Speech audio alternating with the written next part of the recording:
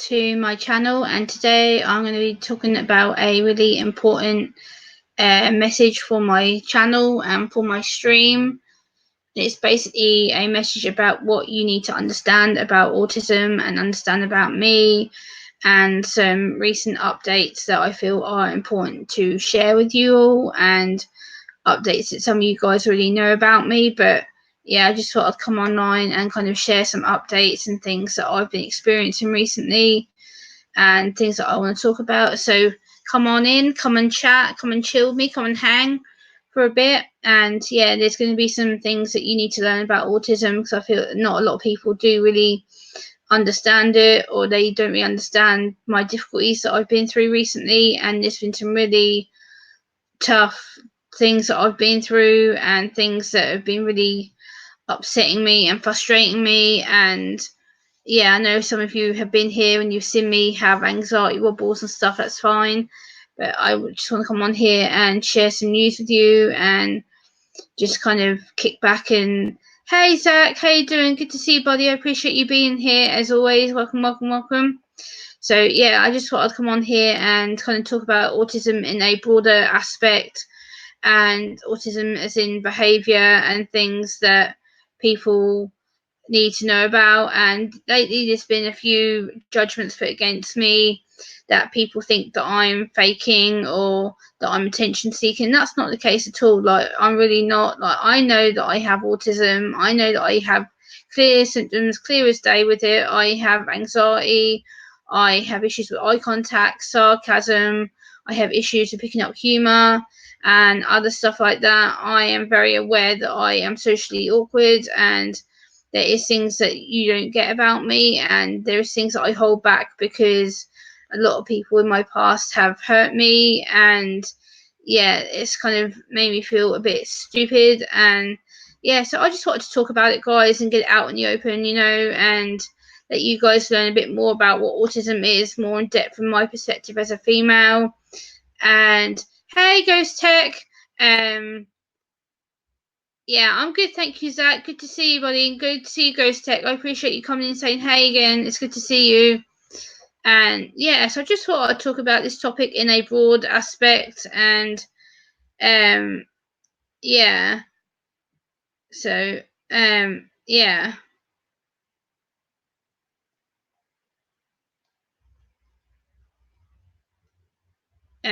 Yeah. So I just thought I'd come on and talk about it. And thank you, Ghost Tech. I appreciate that. And Zach, much love to you too.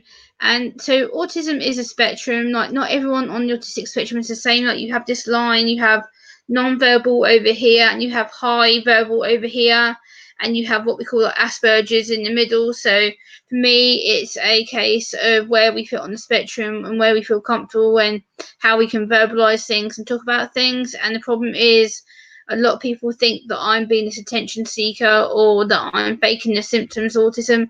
I'm not faking the symptoms of autism at all. I have a different way of communicating than other autistic people. Don't get me wrong, I have the issues with eye contact and all that kind of stuff, but there is some stuff that I can't cope with. Like right now, my anxiety is boom up here, and I have to try and keep myself grounded and on my laptop on my stream. Like, I want to just talk about some of the stuff that has really been bothering me recently. So there's been things people say, oh well, are you sure you're autistic? Yes, because I have high chronic anxiety.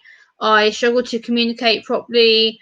I constantly get stuck on my words. I have to constantly rehearse what I want to say in my head, because when I get it out of my head onto the screen, it sounds a lot better than it would me just sitting here rambling. And like, yeah, this autism is a spectrum. It's something that needs to be talked about more in detail. It's something that needs to be out there rather than it being hidden or slipped underneath the carpet. And I just want people to know that it's okay to talk about it. It really is. It's not something that should be ashamed or yeah. Hey Dougie, how you doing, Dougie? I appreciate you being here, Dougie. That really does mean the world to me. um yeah, so the bad parts is like when people accuse me of being fake, Dougie, and they're telling me that I'm not autistic, that I'm doing it all for attention, that I'm trying to lie about having autism, and I'm not. Like, I have bad eye contact issues. I don't look at the screen all the time. I'm guilty of that. I know I am. Like, I'm constantly tired because that's a side effect of autism. I'm always very, very tired. I always struggle to feel happy because autism, again, is emotions based, and I struggle with my emotions. I do. I'm not gonna lie. I've sat here and I've cried before, but I want to show you that this is me. Like, this is raw and real. Like, this is what you're getting, and like I can sit here and literally show you a bad side of Gemma. Like, the anxiety cripples me. And hey, Niall. Hey, Brian. Good to see you, Niall. I appreciate you being here. How you doing? It's good to see you.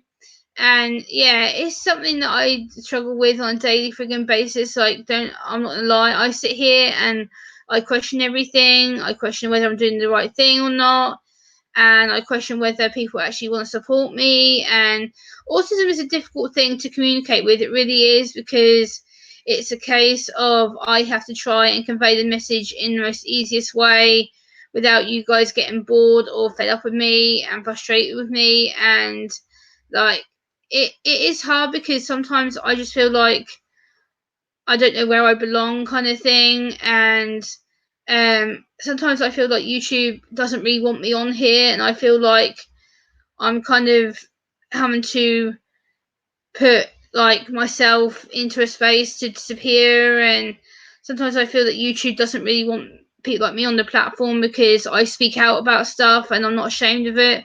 I speak out on stuff that bothers me, like disability, mental health, and I speak up for other autistic people who may not be as verbal as I am.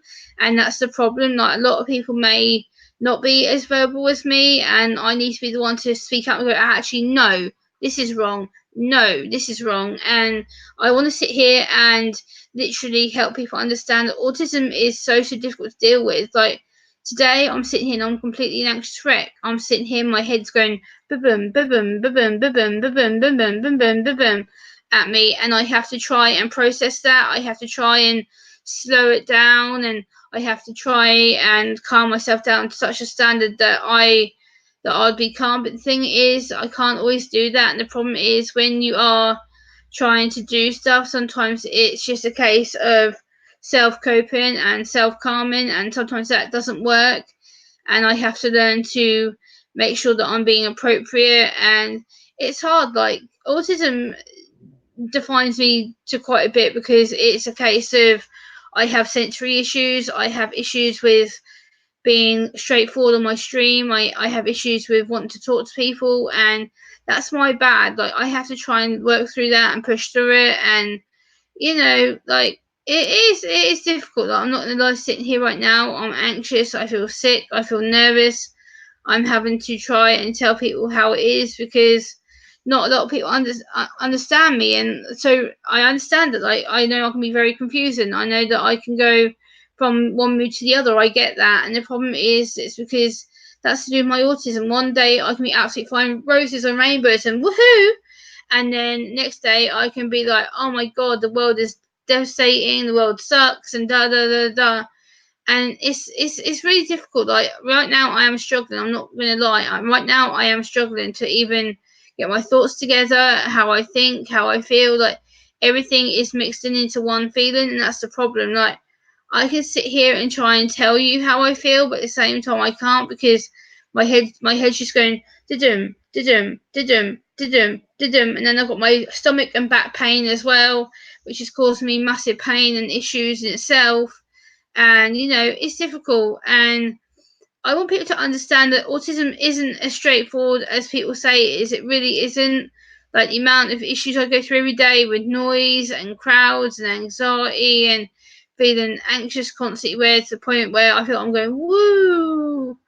And like, it is really hard, guys. It really is. Like, there's not a day where I can sit here and go, oh, the world's perfect. No, because it isn't. Like, the world is far from perfect. Like, people don't understand autism. That's the problem. Like, they'll sit here and go, oh, well, you're only autistic, doesn't matter. Yeah, it does, because I struggle with how to communicate. I struggle with how to get my feelings out. And the problem is, it gets me into a lot of trouble. And yeah, I just want to come on here and talk about it and get your views on it, because this is important to me. Like, this is an important subject to talk about, and this is something that I've needed to get out of my system for the last probably 48 to 72 hours. And yeah, like right now I'm like, whoa.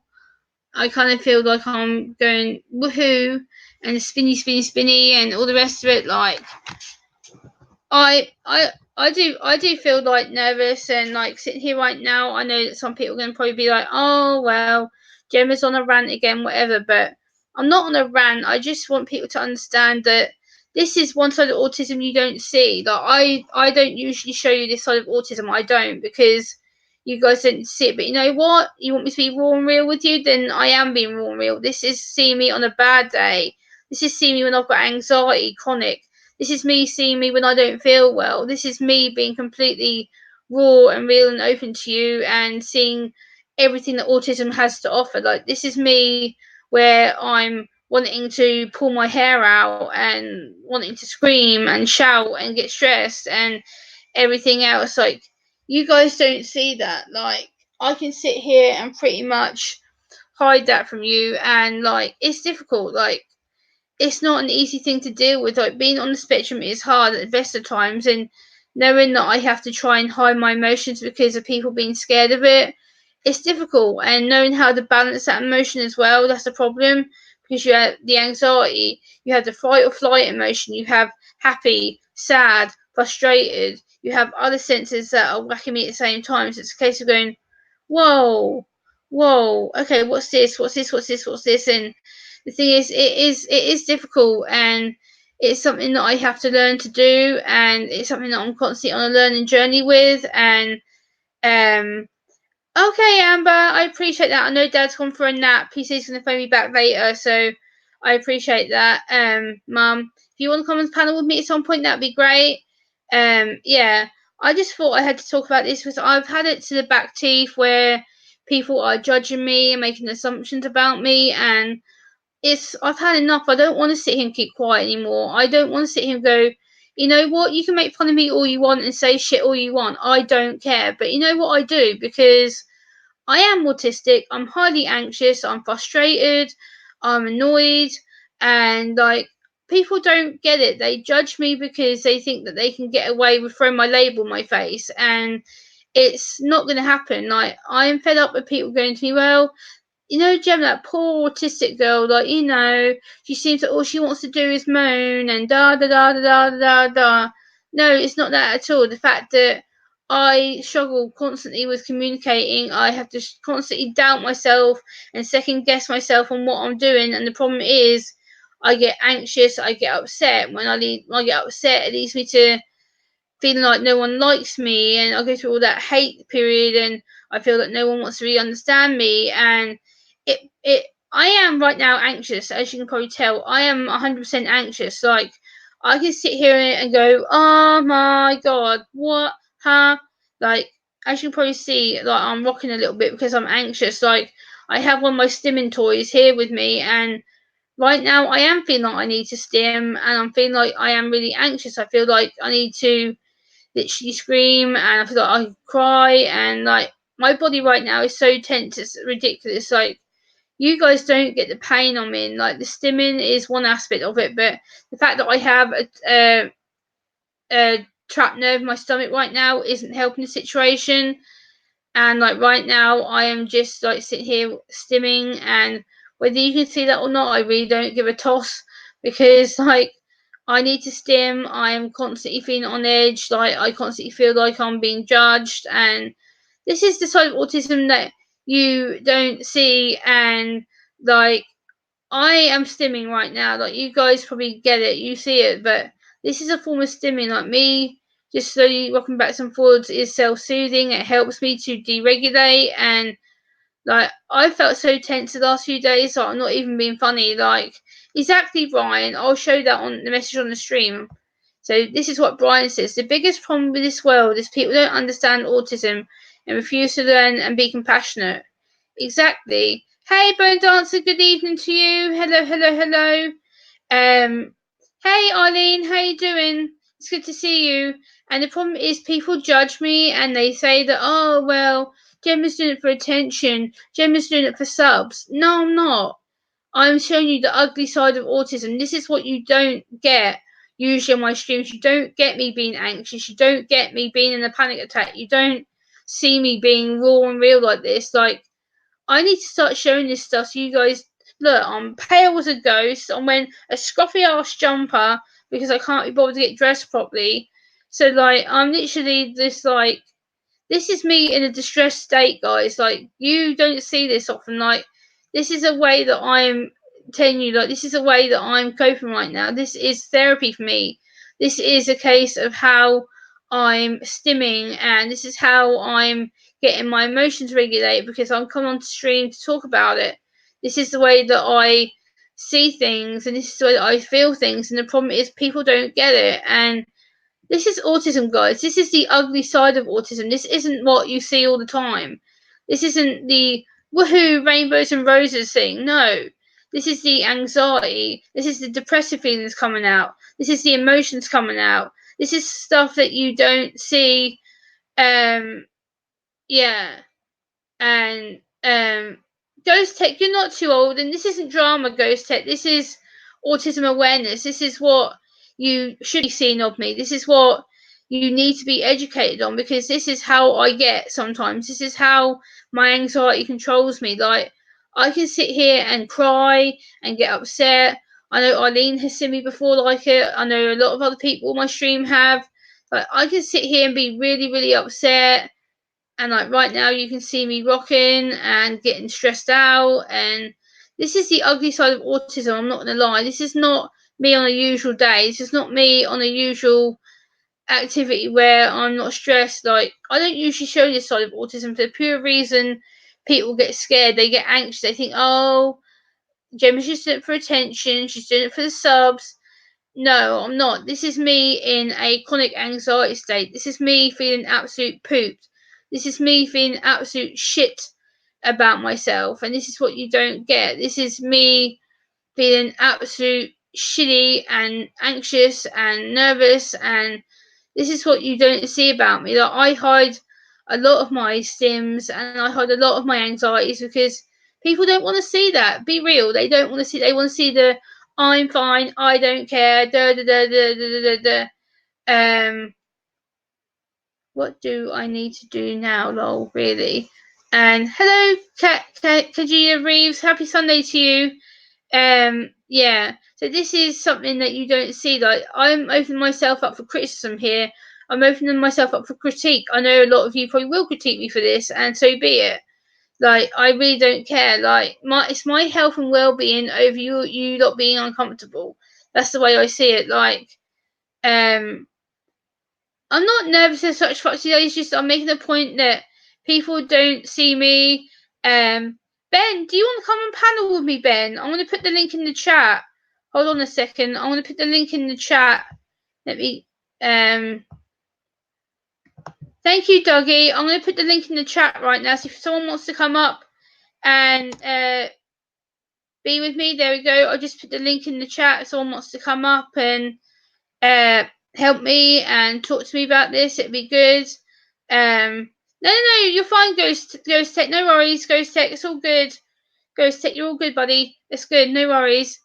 I just wanted to kind of come on here and let people know that this is me on a bad stage. This is me in my chronic anxiety and depression. This is not the usual Gemma that you see all the time. This is what people should be seeing. This is the anxiety and depression and chronic anxiety and nervousness and feeling nauseous and tired. And this is what you don't see usually because I don't allow it. I don't show it on my stream usually. I'm usually very woohoo, rainbows, roses, and perfect day, and da da da da da da da. No, this is me on a weekend where I felt nothing but shit and tired and anxious and upset. And hello, Bittersweet, how you doing? It's good to see you. And yeah, I'll put the link in the chat if someone wants to come up. Ben, Dougie, if you want to come up, I'll put the link in the chat if you want to come up. Hey, Egyptian gamer, good to see you. Yeah, so I just want to come on here and show you this is me on a bad time. This is me where I am anxious, and this is me where I'm feeling absolute nervous and where my nausea is kicking in, and where I feel like yeah I mean, you face your fears online. You're an open book. I don't know that much about autism, really. I'm depressed now, so it hits me before I didn't go out for 2 years. Now I go to my local shop, Tesco's. Exactly, Foxy Lady. Me too. Okay, Dougie, no worries. Yeah, Eileen, Ben. Um, okay, Ben, no worries. No worries. Um, exactly. Yeah, this is the thing. Like, I want to show the real me. Eileen, if you want to come on, the links in the chat. Eileen, if you want to come up and chat with me, that would be great. It'd be nice to have another panelist up with me. If you wanna chat, and yeah, this is like, I want to show you the rough side of me, and being the side where I'm not me, where I'm relying on energy and trying to focus. And it's okay, Dougie, no worries. I am an open book pretty much. This is me where I'm anxious and I'm rocking and I'm trying to self soothe and I'm being myself and I'm trying to be the person who I am right now, and I'm being the person who wants to show what it's like with the bad side of autism. This is what the bad side of autism does to you. It knocks you for absolute crap. And the thing is, this is what I want you to see. I want you to know that I'm okay, Eileen, no worries. I appreciate you. No worries. No worries there at all, Eileen. Thank you for wanting to come on though. That's awesome. And yeah. So share this out, guys. Let everyone know that I'm online, let the world know that the stream is live. Share this out, share this out, share this out. And yeah, I want people to know that I'm on right now and that I'm live and that I'm trying to help people. And this is a stream that's important to me. This stream is important to get the awareness out there. And like right now I'm rocking and I don't feel great at all, and I'm not gonna lie about that. Like, I feel absolute pooped. And yeah, this stream needs to be done because a lot of people are basically trying to judge me and have said stuff against me, and it's about time I speak out on it. And I want the world to know that autism isn't a bad thing. That's the problem. Like,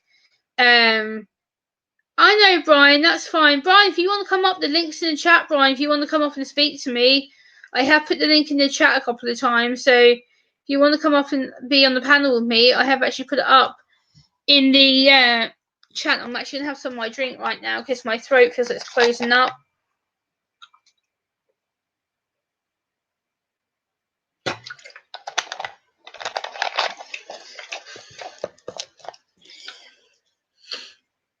Yeah, so I just thought I'd come online and show you what I am now, how I'm feeling right now. Like, this isn't my usual self. Like, I'm always like, woohoo, and everything's great, and roses, and woohoo, and the world is wonderful, and everything's good, and groovy, and woohoo. But today I'm not. I'm not like that. This weekend has been a weekend where I don't feel too great. I've had some good moments outside and whatnot, but there's some moments where I have felt shitty and wanting to not do anything. But the best way for me and therapy is to do this, come on live stream and talk about it and show you in a way that I'm not 100% happy right now. And this is something that needs to be shown. And this is me in an anxiety panic attack state. This is me right now feeling absolute poop. And I know I've probably scared some people off. I'm probably gonna get a load of dislikes for this. I'm not surprised if I do. To be honest, I really don't care if I do anyway. But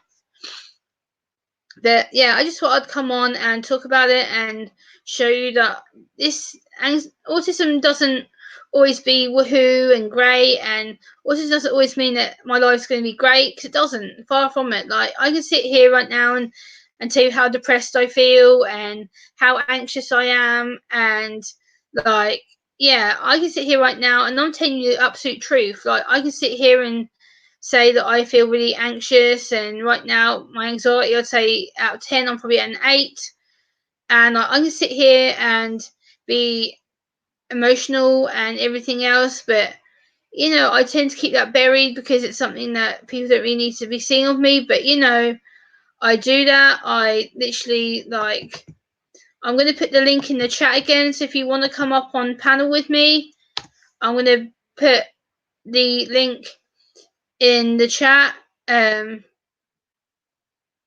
Okay, so you're going to doctor tomorrow, Foxy Day. I hope your doctor's appointment goes well tomorrow, Foxy. I really do. I hope your doctor's appointment goes well for you, Foxy. Good luck with it.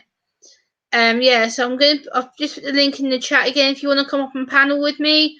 I know Eileen said she's going to be up in like 5 minutes, so if anyone else wants to join me and Eileen on the panel, it'd be great to see you. If I know you a little bit, it'd be great to have you up on panel and get some different thoughts and processes up on here. And yeah, I thought I'd just come on and talk about it because this is something that needs to be mentioned. And yeah, this is like what I need you to understand and what I need you to be seeing. And this is just something that autism makes you do. Like, this is what part of the anxiety panic attack is. This is how you feel isolated, and this is how you feel maybe a bit fuzzy and woohoo. And it is what it is. And it is hard. I'm not gonna lie. This is really hard for me to do that.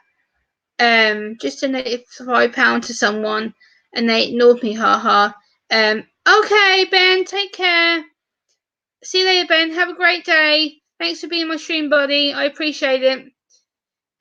Yeah. So I just want to come on here and talk about it. I know I'm losing people now, so I might wrap the stream up in a little bit. If people don't want to come on, that's rude, no, Niall. If you donate to someone, they should acknowledge that, regardless if it's £5, £10, whatever. They should have accepted it and said thank you very much, Ben, for the money, Niall for the money, whatever. They should accept that donation. That's ridiculous.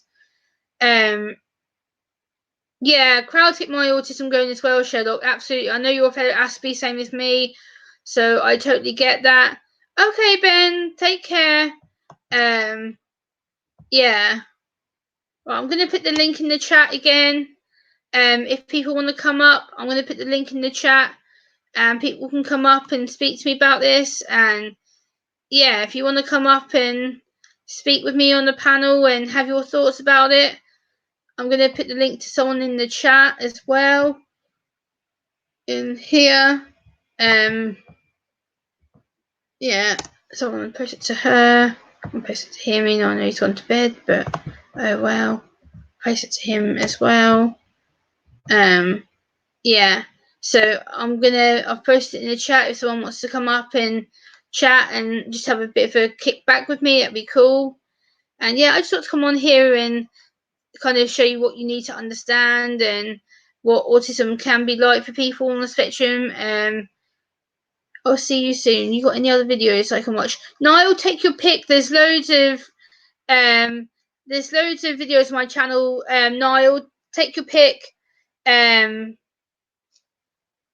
Oh, sorry, Foxy Lady. That's bad. I will let Ben know about that. That's bad. I'm sorry, Foxy Lady. You dealt with that. That's bad. I'm a mod for Cab, so I will let him know about that, Foxy. Thank you for donating to him, though. I will let him know that happened. That's bad. I understand you quite clearly. Thank you, Sherlock. Okay, Brian, no worries. That's absolutely fine, Brian. No worries there at all. No worries.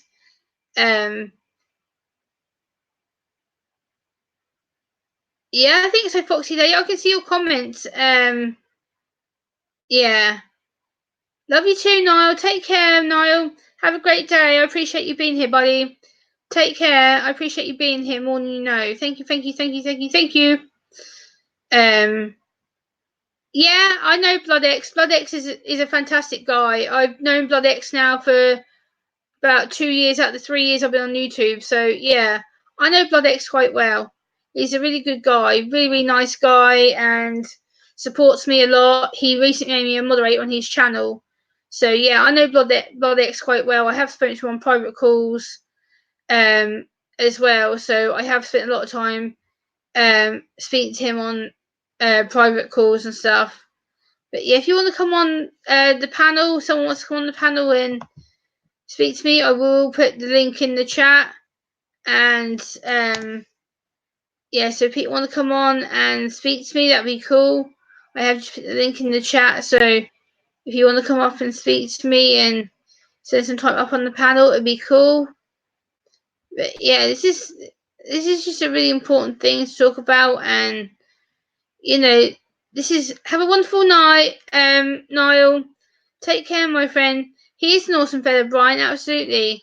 But back to topic. If we can get back there, I want people to understand that autism isn't all sunshine and happy, happy, happy, happy, because it's not. There's a lot of sensory issues. Um. Oh, okay, Foxy Lady. I get it. I get it. Apologies, Foxy. Apologies. Um. Yeah. So I just got to come on here and show you what it's like. Right now you can see that I'm stimming, and you can see that I'm clearly not feeling that great, and I'm like, woo! And I was just taking my meds for my back pain, because my back pain is absolutely killing my ass right now. And yeah, this is something that I want to talk about, and yeah, I'm just feeling really passionate about this and wanting people to know about it. And yeah, join in the chat, guys. I know there's some of you who are chatting, some of you who aren't. So that'd be good to see who else is chatting and get some people in here and share this out, guys, on the stream. Let's go, let's go, let's go.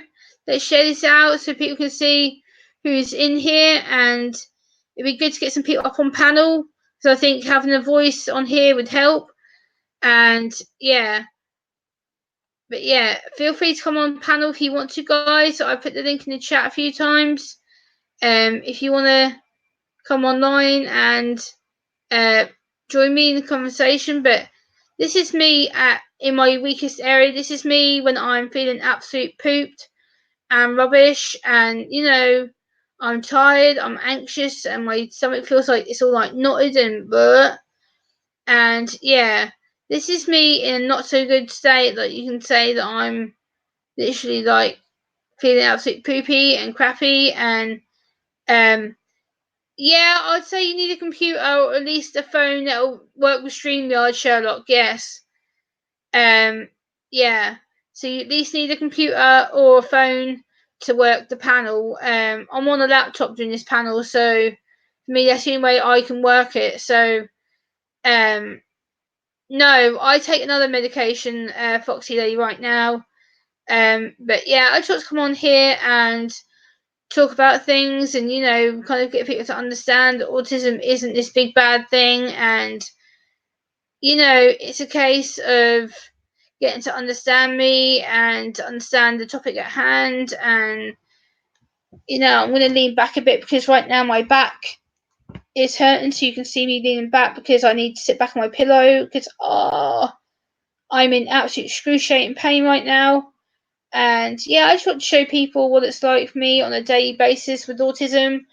And so this, I'm showing you I'm in pain, I'm anxious, I'm tired, and I'm emotional. And this is me on the side of autism that you don't see usually. This is me when I'm not at my best. This is me when I'm not filming a video or planning a video or trying to rehearse a video I've got planned in my head. And this is me this is me where I'm just like, you know what, I don't care, let's stream about this, let's get it done and talk about it and everything else.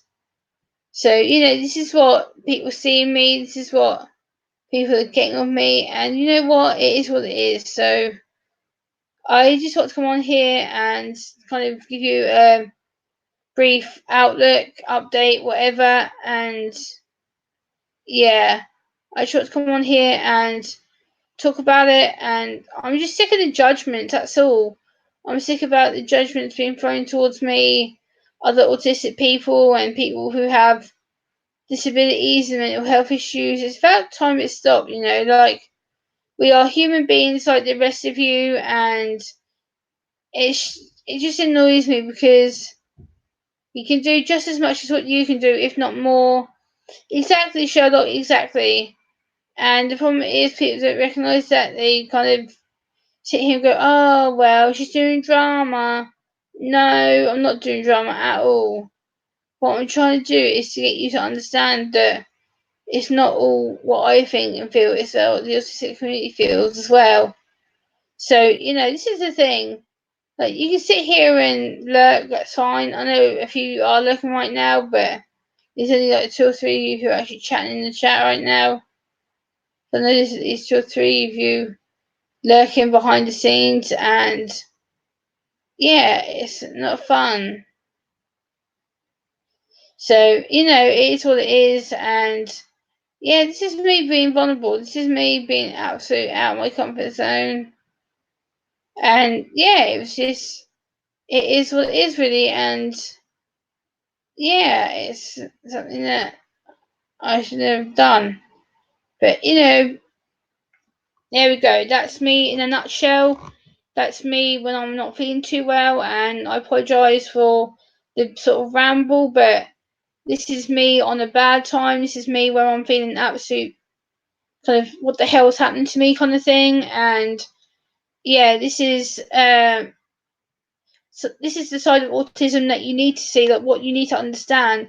Please don't judge somebody for the way they look or the way they're acting, because you don't know what they're going through. You don't know the stress and strain and things that I have to go through to deal with my autism. Thank you, Dougie, for still being here. I appreciate that, Dougie. I know I've kind of been a bit random, but this is important to me. This is an important topic to me. And I want to get some people on panel. I'm determined to get a panel off and running very shortly on here. Like, I want, my cousin's got ADHD. You may see that actually now sort of confused last time. The music judge when he felt like kept punching her. But oh wow, Foxy, I'm sorry. That sucks, dude. I'm sorry. That sucks. I used to watch him as a child and he was okay, no problems with it. I was playing it on him. I could read a book with him. Wow. That's really bad, Foxy. I'm sorry. That's bad. Whoa. That's really awful. Like, wow. That's really, really, really awful. Like, wow. That's really sad, actually. I'm really sad because of that now.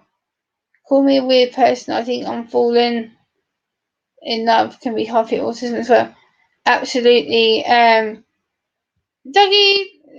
am I doing great right now? No, probably not. Am I trying to keep it together? Yes.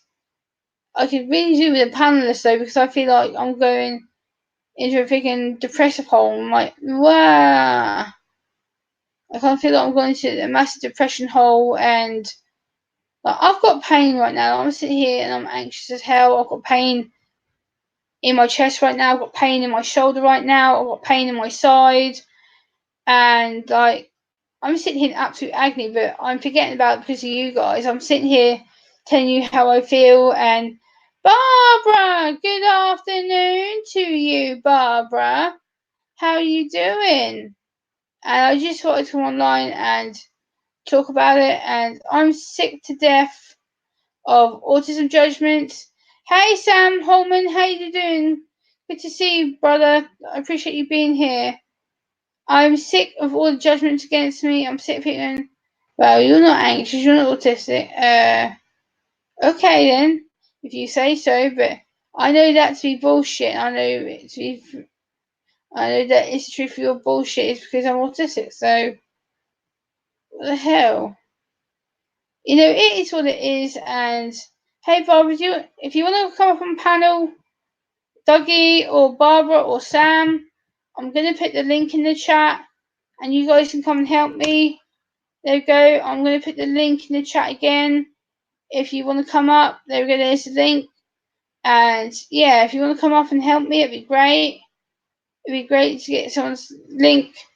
So yeah, if you want to come up and just chat.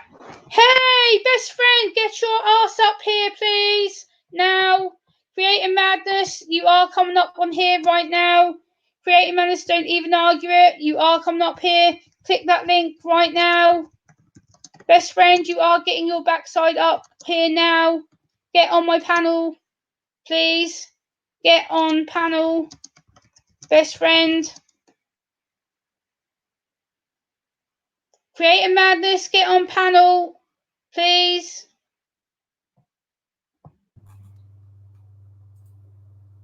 Yay! Hello. Hello, hello. Hold on. Let me get my mic. Oh, you've muted. Oh. Ah, I can't hear you. All right. I just had to set my mic up real quick. How are you? Well, how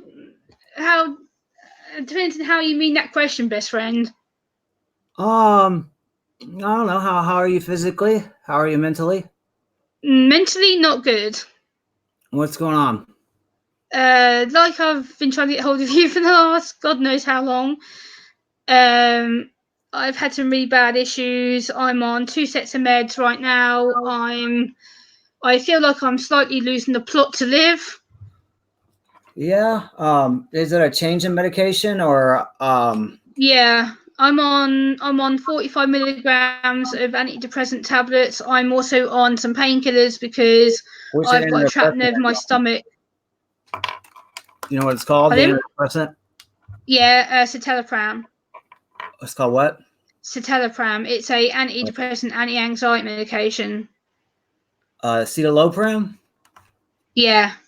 Starts with the E. No, it's called citalopram. Okay. Citalopram. Similar to the one I It, used to take. This acetylopram. Um, yeah, started with an similar. E. Yeah. Yeah. And I'm not. I haven't been good. Put it that way. oh, well, me and you both. Me and you both. Uh, Which I need to talk to you because part of this needing to understand me thing is the fact that I've been judged recently quite harshly, brutally, and I've had people tell me I'm acting, I'm fake. I've had people tell me I'm not autistic, and it's getting to the point now where I've just about had a fucking gutful, and yeah. yeah, I mean, obviously, you know what I've been going through myself, and um, I mean, unfortunately, as we put ourselves out there as content creators, especially on these live streams, we've talked about it before, but on live streams specifically, you're making yourself vulnerable, and for a lot of reasons, that's a great thing for you. It's done a lot of good things for you.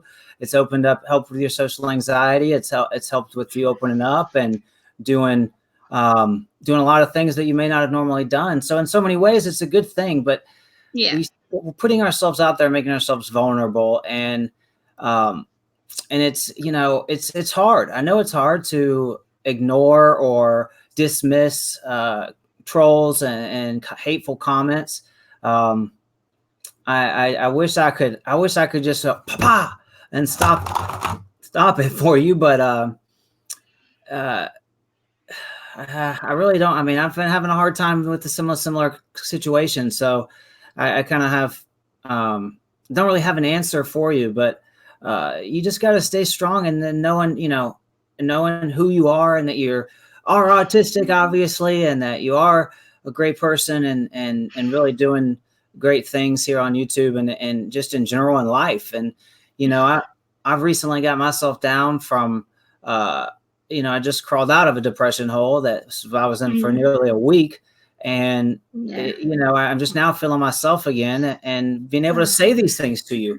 3 days ago, I wouldn't have been able to say these things to you. I would have just had a hard time getting out of bed or getting out from under the covers. And because of similar situation where I was, being called things I wasn't. And, eventually that takes a toll on you. Eventually it wears you down, like you're chipping through rock to tunnel out of jail, like Shawshank Redemption. Have you seen that movie? But it's eventually it takes its toll, and little bit by little bit it starts to question. I'm sorry. You're okay. You just have to know and stay strong in who you are. And one thing that I've really done recently, and this is very recent for me, that I've seen to help is I've been looking more to God and trying to strengthen my relationship with God, and understand that I am not these things, and that he will not put us through things that we cannot handle. and sometimes he Yeah. puts us through deep and treacherous waters because our enemies can't swim. So, Oh. push through and get through the hard times, and you don't hold any shame. Any shame. You're not these things that you're being said of, and you you have to hold on strong to that, and lean on the ones that care for you. It's easier said than done sometimes, especially in the moment of right after a particular argument, or right after reading a specific comment. But we can only stay strong and push through, and it's not always Mm, easy, and sometimes it knocks us down to our lowest points. But with that faith and with the understanding that we are not those things, we will make it. ugh. We will make it through. Yeah. Oh, it's one thing I try to say to her, I'm not going to cry, but god damn it. It's been really hard. It has. It's been a constant frigging battle of trying to remain strong and act like I'm not bothered and I don't give a crap and whatever. But Well, I'm gonna, that's where you're going wrong a little bit, Gemma. You can care. You will care. To fight the fact that you don't and act like you don't give a fuck, whatever, is probably doing you a little bit of injustice. Is doing you a little bit, is counterintuitive, because are you do care, and you are a caring, yeah, loving person, and so to act like you don't care is just putting too much stress on you. I mean, you can care, and that these people might be trying to upset you, or trying to, but it's in those moments that we have to again look towards our maker, and know that people that are hateful for no reason, and people that will continuously do wrong by others, and tear other people down just for the sake of doing so, they'll meet their fate, and it's not our job to hate back on them, or to take vengeance of any kind. I mean, the vengeance will come for the wicked, one yeah, way or another. And so don't worry too much about trying not to care. You want to put on a face, and you want to put on a strong front, especially here on YouTube and in front of the camera. But don't worry about that too much. You are going to care, and it is going to break you down a little bit. There's not much we can do. We're human. And a bit. Are you joking? Really? Yeah. The last month has been hell. I have been getting threats. I have been getting tears. I've considered doing stupid shit, and I'm not gonna lie about that. I have, and are you talking about it. self-harm? Yeah, I haven't done it, but I've thought of it. And I mean, I've been through hell too, and I've recently had thoughts about that as well. And it's that's it's, again, when you're in your lowest moment, we only become stronger because we're broken down. If Yeah, when in our lowest moments, that we have to realize that there's only one way, and it's up. And we're going to be stronger tomorrow than we are today, and we're stronger today than we were yesterday. And those are tough situations, especially when it starts affecting your mental health. um, and that's when you need to lean towards others, and have call somebody in those moments when you start to feel that way. Don't fight it yourself. Let someone help you fight those urges. Let someone help you fight those thoughts, because and just simply a distraction may be enough. For me, yeah, that's what it takes. And to try and sit on the floor, or in my bed fighting those thoughts is much more of a struggle than to just let someone help you. Don't be afraid to reach out to people in those moments. That's when you need some of the best. And if you always have the hotline as well, if you can't get in touch with somebody because it's in the middle of the night, or whatever. But yeah, try to distract yourself in those moments. Don't um, you know fester over those specific thoughts. They're not permanent thoughts. They're not even thoughts of who you are. They don't reflect on who you are. They don't. Um, they're just mere thoughts, and they're what somebody else is letting into, you're letting someone else into your head there. And I get it. I've had some similar thoughts, but lean on people in that case. And when you're in those moments, you need to Yeah. lean on somebody immediately. And, Yeah. there are plenty of people that you could call and get in touch with. And I have a thing, I just started this, and this is for a tip for anybody, because I just recently had to do this, right? Well, Yeah. you send people text messages and you call people, and that, sometimes they think, oh, well, I'll get back to him in 10 minutes. I'll get back to him when I get done doing this. Well, Yeah. that ends up being, when you need them the most is right that very minute in those thoughts. And so I've set up a contingency plan with 4 different people now, that if I were to text message the words or the letters 911 help, that means I won't text that unless I'm absolutely in one of those moments where I'm thinking about things that I really shouldn't be, and things that I can't get myself away from. And it's in those moments that those 4 people know that if they ever see that, hopefully they'll never see that text message from me. But if they do see that text message from me, then that means that they need to stop what they're doing, no matter what they're doing, and answer the phone or call me back. Yeah. And it's, it's something I'd never really thought about before until just about a month ago or a few weeks ago. And, because people have their lives, they're at the bank or wherever they're busy, and they'll think they'll call you back, but you need them in that moment.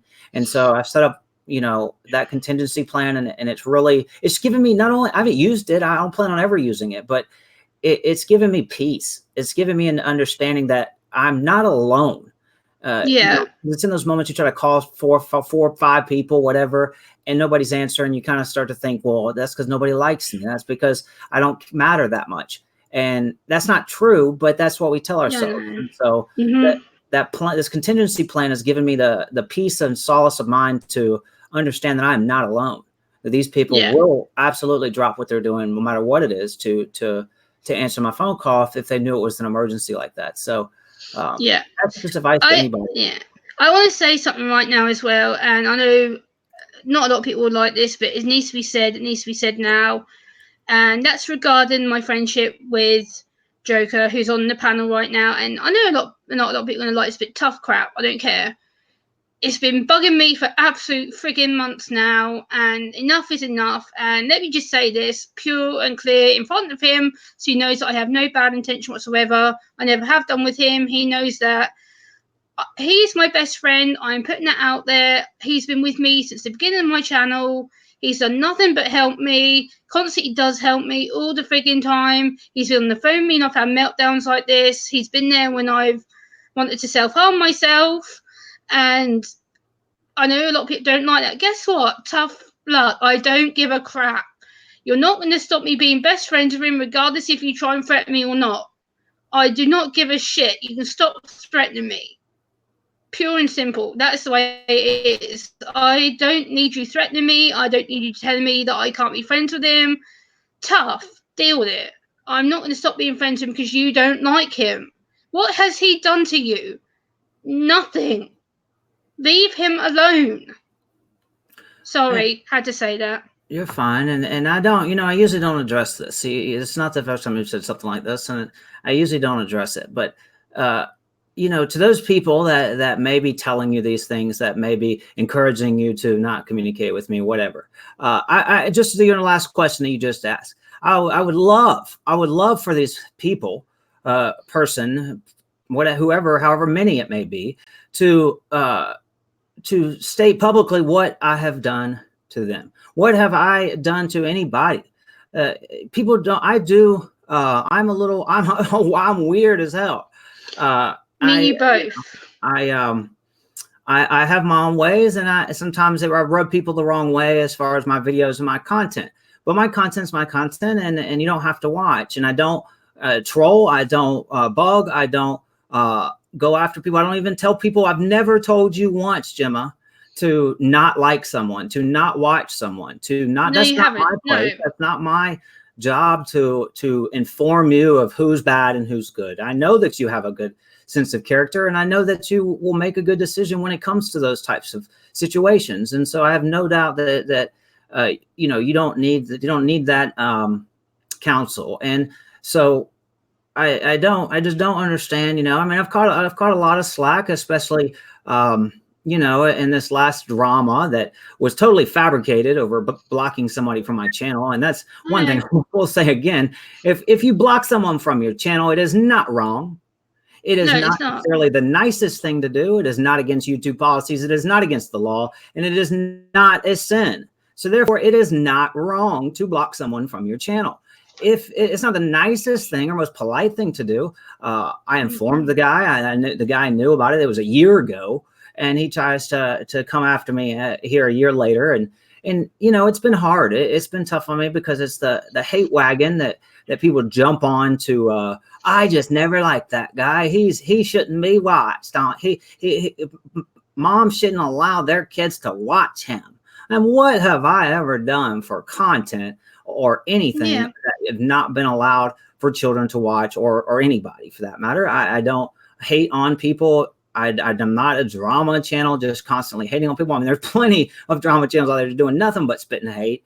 And I haven't done those things. So people that counsel you in that way, you need to look twice or three times, or maybe even more, to how much of a friend or acquaintance or influence are they on your life? Because I've never told you to like or not like anybody. I was about to back that up. That's what I'm saying.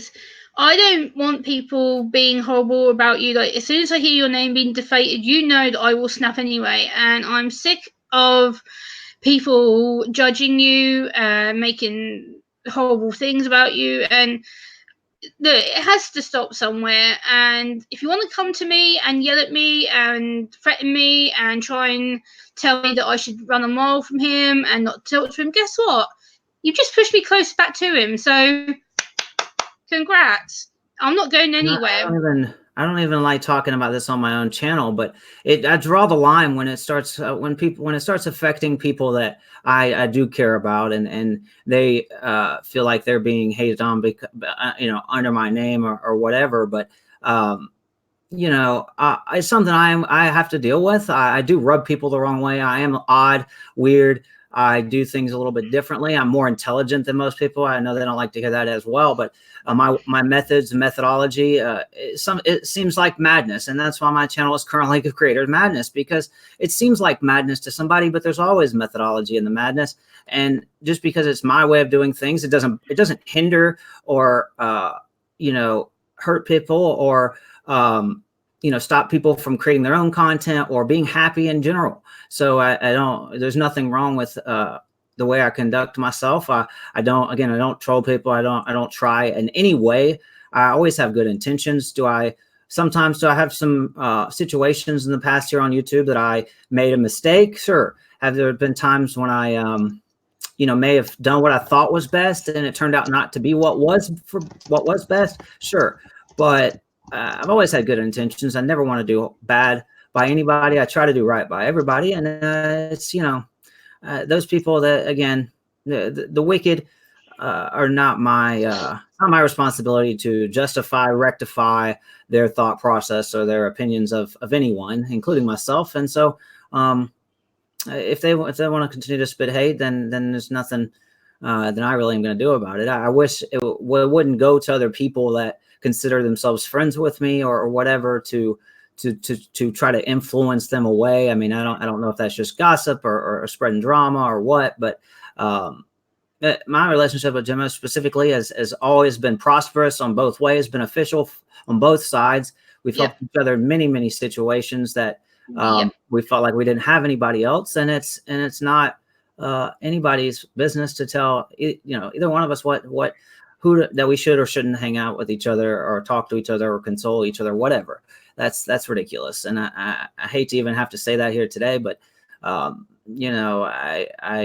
you want to come at me, hey, come at me. You want to come into my channel, and spit your stuff. Why hide? Why are you going to innocent people and making them feel bad about themselves or making them feel bad for me when you don't even come to my own channel? I've never done anything wrong to a lot of the people that have hate on me on Twitter or made videos about me, whatever. They've never come to me. They've never asked me why I did something or why, talk to me about what they might be upset about. So to me, that's a coward. And if you read really deep Revelations 21:8, you will find what cowards and the cowardly, what their fate has for them. If, I don't address people. I try to go to people when I haven't made a mistake, when I have done wrong by someone, or I'm upset with someone or frustrated. And I don't understand why these people continuously want to spit hate behind closed doors or behind a keyboard, but they don't want to come to me about it. And so I can help and so I can grow. If I've done wrong by you, then just come to me, and I'm a approachable guy. I try to be, and I can't learn from my own mistakes unless I am aware of them. So yeah. I want to say, guys, you really need to get to know Joker, like, personally. Trust me, he's been one of the best people on YouTube for me. Period. Like, he's seen me through some really dark, scary stuff where I've wanted to self harm myself. He's been there when I've had numerous people in my family die, and he put me up through my grandma's death. It was the most hardest death I've ever dealt with. And trust me, I was bad. I was needy. I was obsessive. I knew that I was being annoying, and I couldn't cope.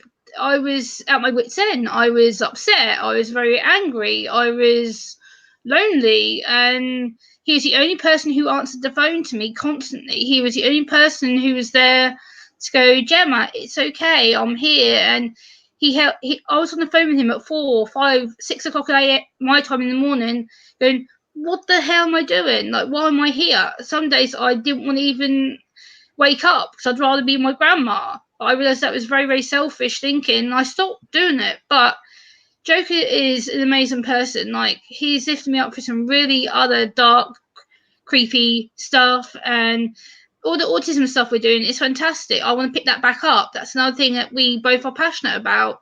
And what you also don't know about him is he has a degree. He's a very, very clever man. It sounds like it kind of sounds like I just baby you or coddle you in a way. I don't. In those situations that you're talking about, and it's one thing that,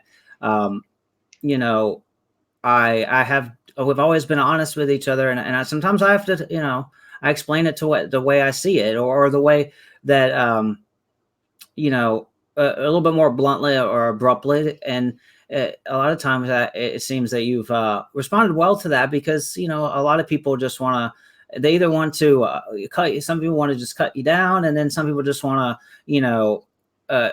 be there, but just kind of baby, not you specifically, but people in general. They just, oh, it's going to be okay. Everything's going to be okay. And not trying to, same thing I just talked about with my own behavior. I try to adjust our behavior, and we have to know what the problem is, and come up with a resolution, a solution, and change our behaviors to be better men, to be better women, to be better humans.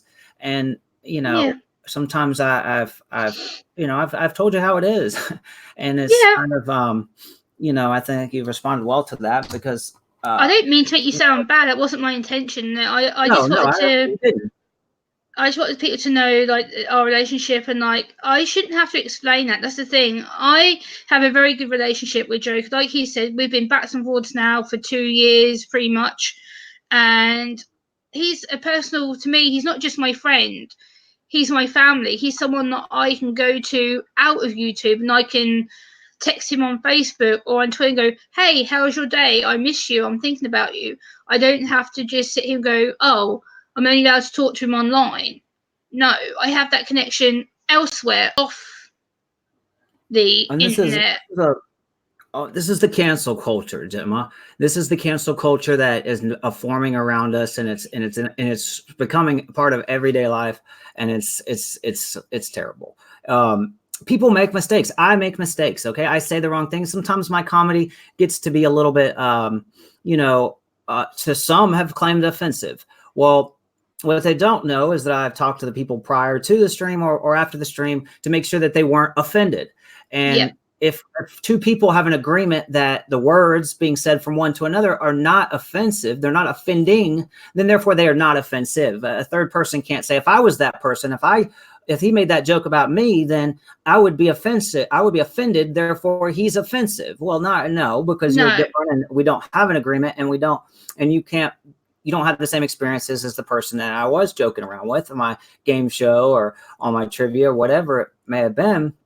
But people just take one situation, even when I've messed up. There have been times when I, have maybe gone on a little rant about something, and people have taken offense to it, and maybe rightfully so in that case. But people make mistakes, and people are human. And this cancel culture is getting out of control. That one little thing, nothing's no context is taken into consideration, but one person says, well, he did this, and then all of a sudden and they say, well, to this other person, well, he did this, and all of a sudden cancel. I don't ever want to watch him again, or I don't want to ever give him the time of day again. And you don't even really know what happened or the situation, and you don't forgive. I mean, forgiveness is one of the most important things in life in general. Yeah. Everybody makes mistakes. We all sin, and forgiveness is going. It seems like it's going by the wayside. It's like you just believe what somebody, you're close to somebody, and what somebody's truth is, they believe it. They're not spreading lies, maybe, but they say their opinion about somebody else, and all of a sudden you're canceling them too. And it's not. It's growing to be an epidemic, and it's the call out culture here on YouTube is even worse than the cancel culture, in my opinion. But it's ridiculous. Joker is really special to me. I'm not gonna disprove that. Like, he's a very special guy. He's very qualified to help people like me. And the thing is, he has a degree. He has experience of working with autistic children and children with disabilities, and that's what drew me to him. He has that approachable personality. It's not because he felt sorry for me or I felt sorry for him. I automatically was drew to him through the work that I'd already heard about him.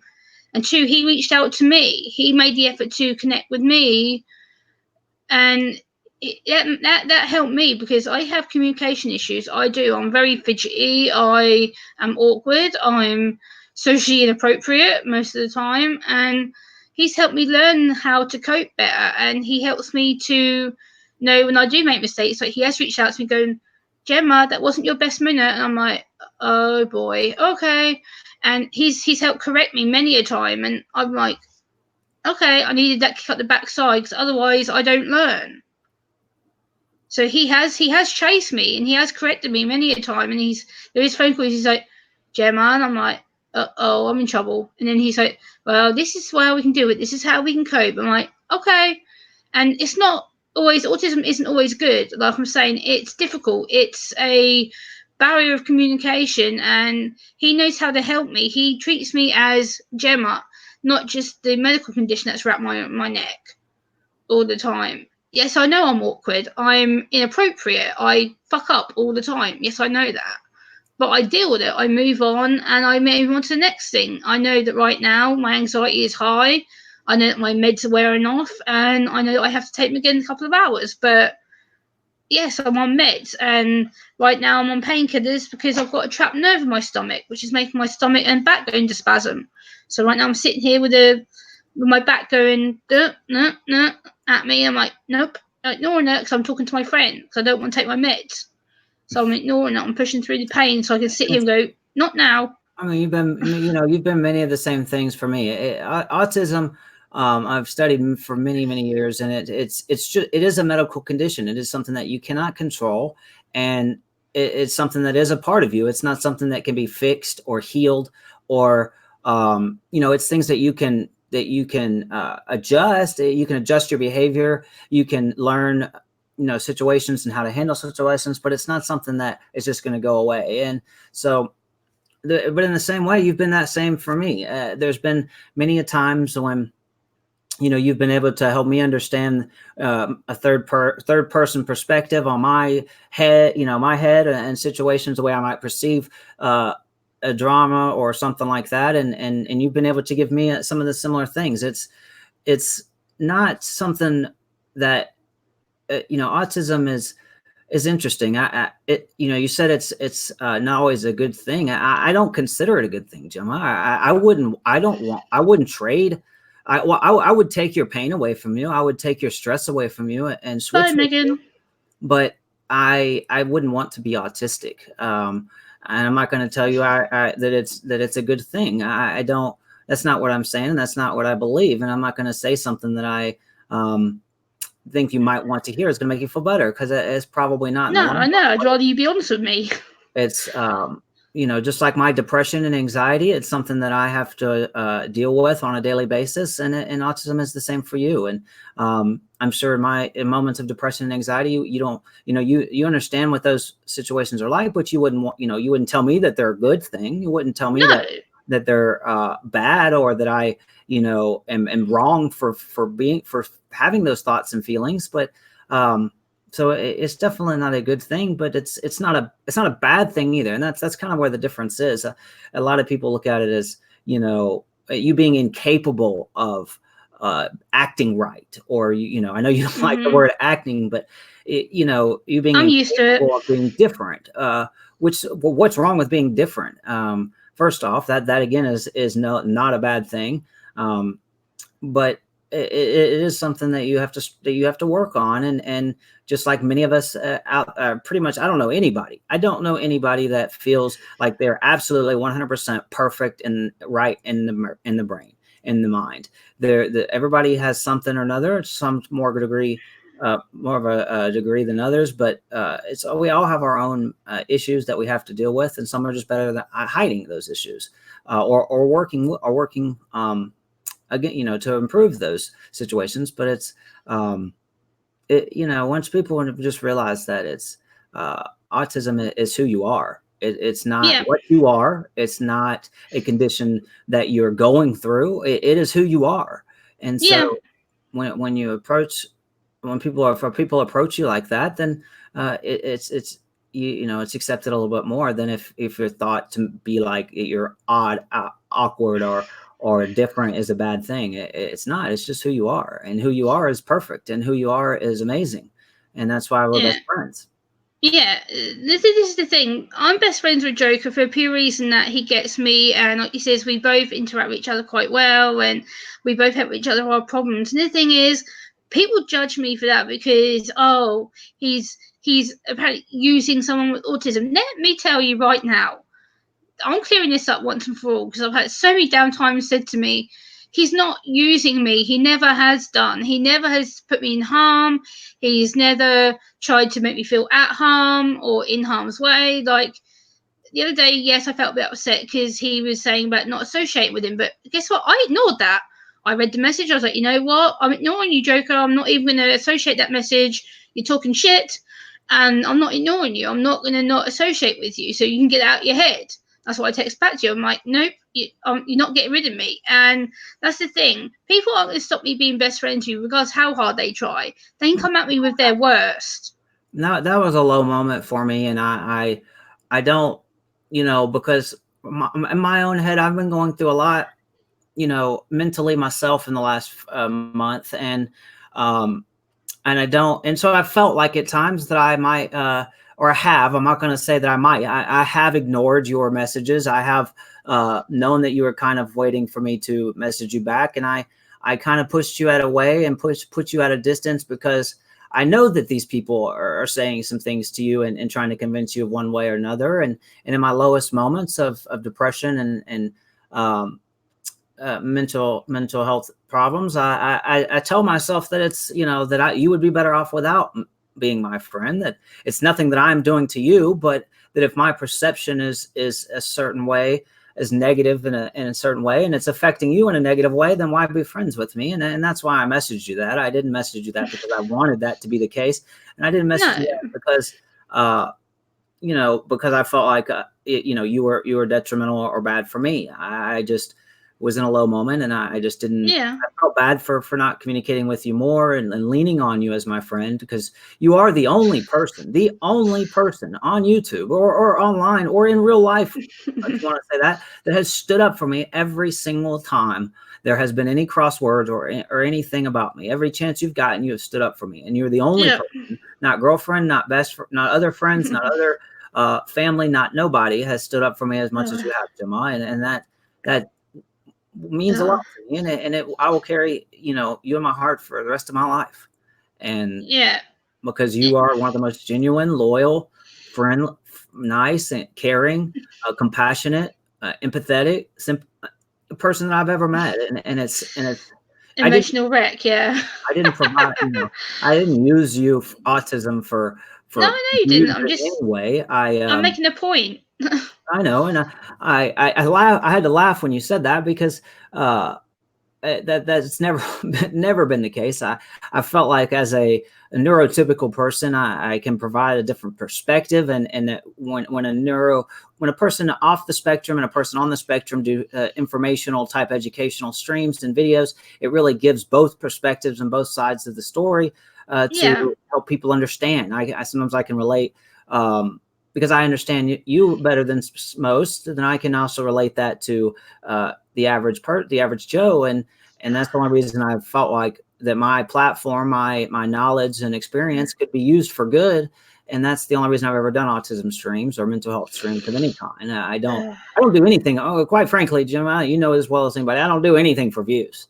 No, I don't. no, I do I everything know, because I know, I best friend, want to I do it, or know I that. feel like it's helpful or fun Oh. for me or enjoyable by others. I've never used anybody. That's ridiculous. But Yeah, uh, like this is I've been needing to get this out for so long, best friend. Like I've been trapped for so long, and I've gone to the doctors about this. That's why I'm on my meds because I am beyond bursting point, and I've felt so lonely that I have shut myself away. I've reduced my videos. I've done everything to cut myself off, and I've needed you to the point where I've needed to see your face somewhere. I'm just like, please, best friend, can you get back to me? I really could do with some support right now because I haven't had anybody. They don't understand. I don't have anybody that's why I here. felt bad, and that's why I've felt in that moment that I texted those things because I don't you know, and you're not the only one to say similar things. You know, I start when you start turning these thoughts of other people, these words of other people, and you start internalizing those things and telling you start to tip the scale to being that maybe it is you, maybe you are the problem, maybe you are um, what's wrong with the situation. Then you start to push other people away, push your closest people to you away because you don't want to hurt them any more than maybe you already have. Even though it's not you, most of the cases, it's not you that actually hurt them. It's the words of others that are hurting them Yeah. because their opinion of you maybe, or because they're just nasty people. I don't know, but and so I feel bad for that, and I haven't been, I haven't been myself. I haven't I been know, I know. I for. wasn't I wasn't trying to call you out. I just I I just feel better needed though. you. That's all. I know, I couldn't be there for myself. I didn't like myself. I didn't understand myself. I felt like I couldn't be good for anybody, and in those moments, I probably wasn't good for anybody because I wasn't even good for myself. And that's Yeah. one thing until this recent drama that kind of rocked my world. That I've never held any shame. People can talk trash and people can say this because there's no situation where I have gone public of any drama or anything going on or anything against me. I've never made a video. I've never trolled anybody with a comment. I've never even hardly given dislikes. All these people want to say all these nasty things, but they don't even.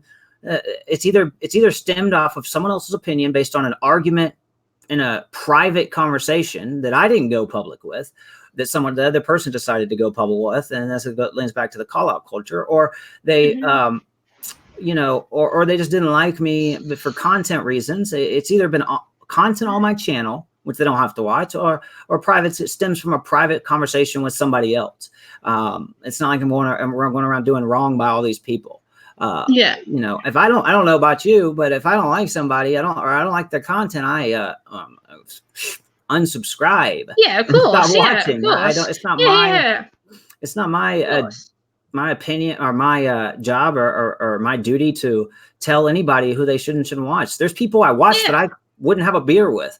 There's people I watch that I wouldn't that I don't really like, but I enjoy their content. Maybe they have JB is one that I do have political views align pretty well, and but Hey, TC. I wouldn't really have a beer with the guy, but it doesn't mean I don't watch him, but I don't go talk crass about him either. I don't promote him really, but I don't go around telling people they should or shouldn't watch somebody. Now, Yeah. if you're talking about pure hate, you're talking about something, racism or sexism or any real prejudice, then that's one Yeah. thing. To stand up for against people that are like that, that's a different situation. But if it's just somebody that has opinion different than mine, I'm not gonna uh, try to persuade anybody else that you or anybody's opinion away from them. You make your own decision. You have the same information that I have. Why would I need to persuade you based on my own experiences and my own opinions? If Yeah. you watch the person, you like them or you don't. It's not my it doesn't do you any good or me any good to express my opinion and try to persuade you in any way or form. You have the same information I have.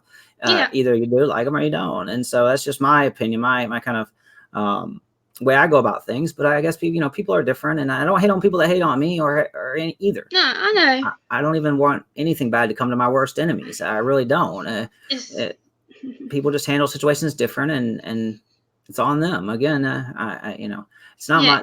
my the maker or somebody one day they'll have to atone for their wrongdoings, and justice will come to the I wicked. want people to get to know you, and I'm glad that you're on my panel, because people need to get to know who you are and your channel. And like I said, I think the world of Joe. He knows that. I call my best friend everywhere I go. I'm always telling people that he's my best friend. I talk about him all the damn time. I know that gets on his nerves slightly, and I know that I probably need to cut down doing it, but I have that much respect for him that I do that because it's the right thing to do, and for me, it makes me feel comfortable and know that I'm promoting someone. Guys, please go and subscribe to his channel. Go and give him some love, some genuine comments. Don't be an asshole. Leave a nice comment for him. He does some really, really great content. He's very, very technical, clever. He has a lot of time for people, and he's just an amazing, humble person. Like, what you see is what you get right now. That is him. That is who he is. That is who Jeff is. Like, that's who you see. And I want people to get that. I want you to get the fact he's a lovely, amazing person. He's not this big bad person that people try and make out. And that's bullshit. Well, It really is. I'm glad that I came on here to Gemma, because I don't always feel the play is even though it is my channel would be the place to do anything, for me, but I still don't always feel like it's the best content or the best place to say anything. But I do want to say something that I haven't really gotten a chance, and I'll use her platform to say it. There's people there's things that are said, there's accusations that are made about people, and the recent accusations that were made about me, based on a year-old vendetta for banning him from my channel, they were very serious. They were very I completely understand why no one would even want to be associated with the word that I was accused of being. It is a word that you can be, if it's simply connected to you, it can affect you in this digital age. Though it may never go away. You may always be able to Google that word in my name, and maybe it'll come up in 100 years. I don't know. I can't say that it's not. So I completely understand why anybody would not want to associate with that. And maybe they didn't understand the accusations. Maybe they just, you don't. How much do you really know anybody? And I think it's ridiculous to say that we don't know anybody online. I mean, there's people all over the world that don't know their husband or their wife or their own children, because how well do we really know anybody? You can always hide. So I understand why people might just have backed away. People might have said, people I consider to be friends, people I considered to know me, because I live my life with my heart on my shoulder, and I don't really hide myself. So I feel like the people that were closest to me, people that I considered close, why they may have backed away or not reached out to me during that tumultuous time, I definitely understand that. And that I don't see anything wrong with doing that. It was a very serious accusation, and and I understand why people would want to back away. Now, I don't have cooties. It was obviously proven wrong, completely fabricated, and some ridiculous accusations, false accusations that he recanted and admitted to. And so, I just wish that those people I did consider friends that now that realize maybe at this point, because I did delete my other channels. I deleted over 2,500 subs basically. So a lot Yeah. of people that may not know that I'm still around. I still get that almost every day. Somebody, oh, I didn't even know you were back or whatever. But to the people that may have been embarrassed by even the things that they said. Maybe they did a stream about me. Maybe they made a, they liked a few things on Twitter or about me or whatever the case may be. It doesn't change the relationship, the friendship, the working relationship that we had prior to those accusations, and that doesn't No. change today. I can definitely understand some of those behaviors and some of those things that people have done. Now, the people that have gone and chosen to jump on the hate wagon and just hate on me for no reason, or jump on this idea that, yeah, he's got to be this person. I've always known him to be a bad guy. Those people I don't really have time for. They didn't show me any respect, and I don't show them any respect. But the people that just backed away or and they feel maybe now that they should have stepped up. I've had a few people that have, to wish they had stepped up a little bit more in my honor. But to anybody out there that feels that way, I wish some of these people would reach out again, or just break the ice, or just say that not even apologize, because again, I understand it's been hard for me to go from 2,500 subs on 2 channels to 180 on this channel, and not have a lot of those people kind of reach out and just want to communicate again, not necessarily apologize and feel bad for what was or wasn't said, but to simply just reach out and become friends again, or become or still be friends. In my eyes, we haven't changed. So, but it's kind of hit me and sat on me the wrong way on occasion, that people haven't in the end reached out after they've realized it was false, and after they realized that I wasn't this person, and I've taken that kind of hard, because Yeah.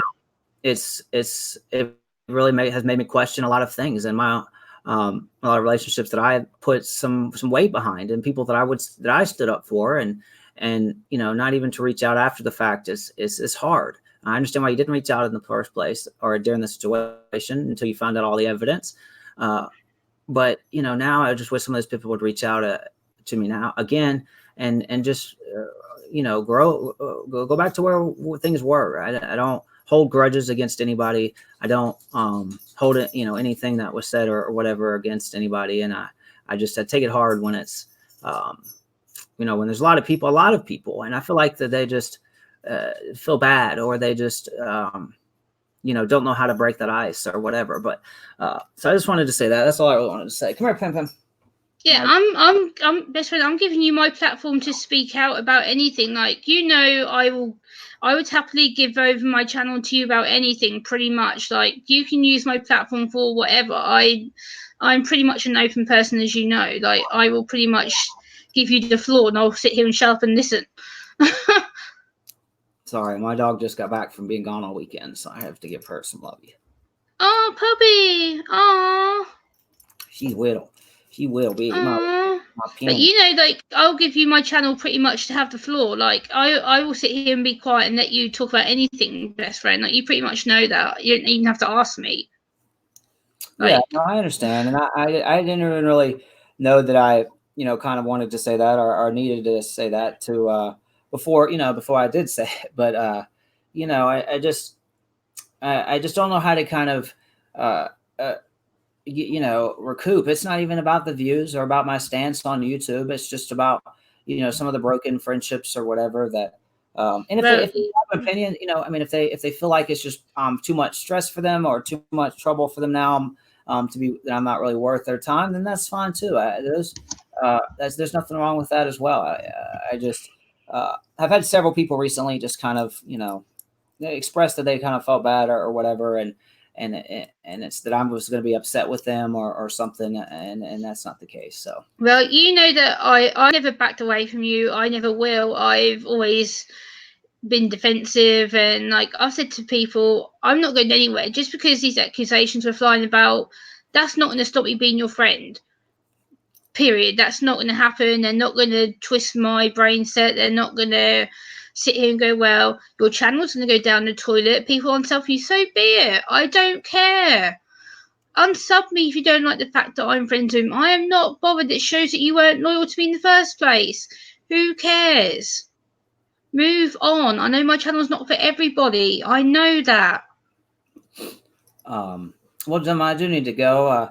I do have to take care of some things, and I Yeah, wasn't yeah, of course, best friend. planning on Yeah, coming on, but I do appreciate you letting me come on, and I'm glad that we got to talk a little bit and kind of, um, yeah. I mean, just I know Message me on Facebook, please. I've been. Well, I did. I recently opened up my Discord or a Discord again, a new Discord. And I sent you the link for that.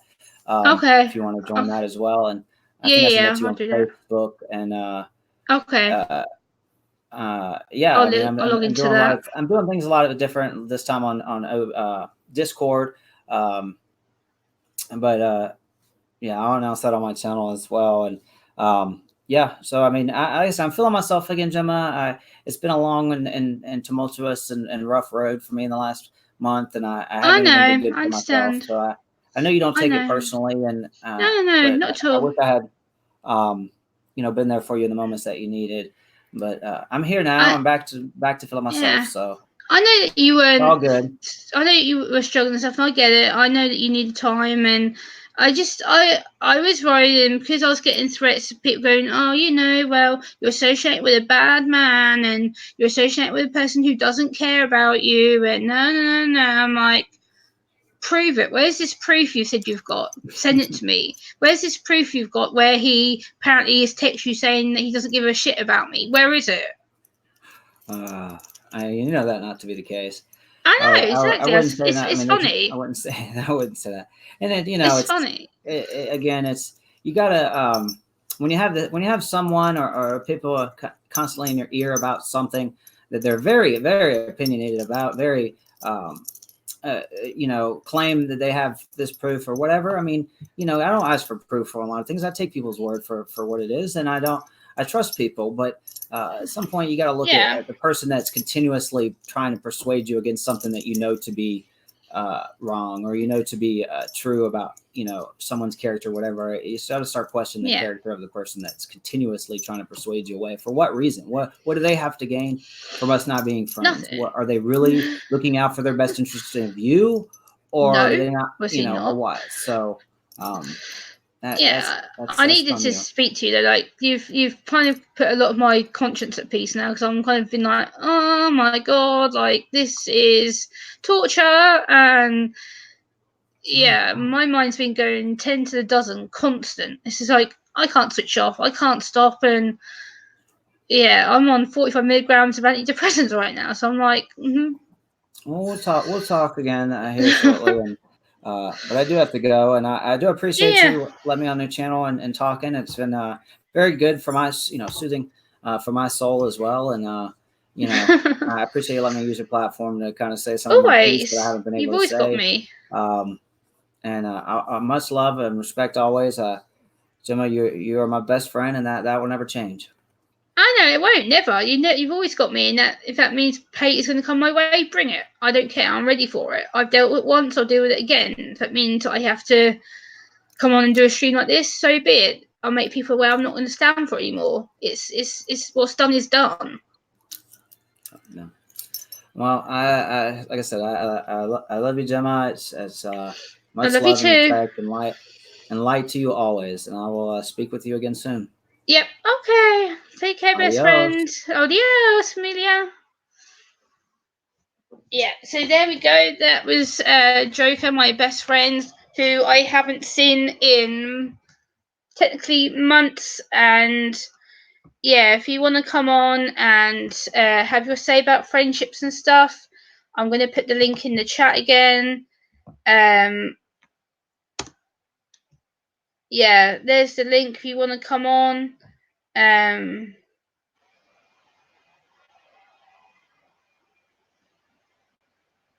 Okay. Yeah.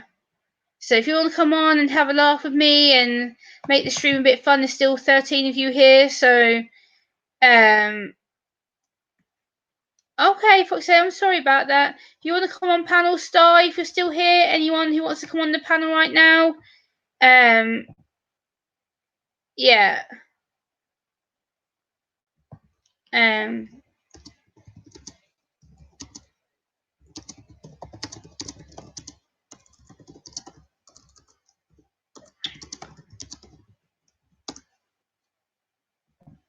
yeah, if you want to come up on the panel, David, I'm slightly feeling better. I'm still not feeling 100% well. Like, there's some things that still aren't sorted, and like, this is what I needed you guys to understand. Autism isn't all perfect. It isn't. There is faults in it that I don't like about it. There's faults that I have to deal with, which is see me cry like that. I apologize. I'm not used to uh being like that. I usually don't cry in my streams. I'm very kept together, and I usually don't get upset that much. So yeah, I do apologize about that, guys.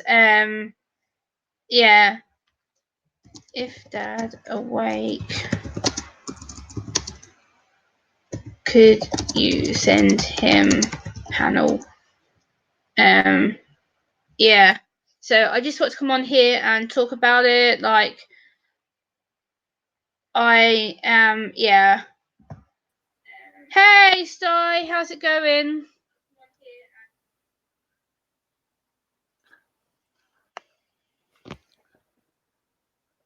Hi.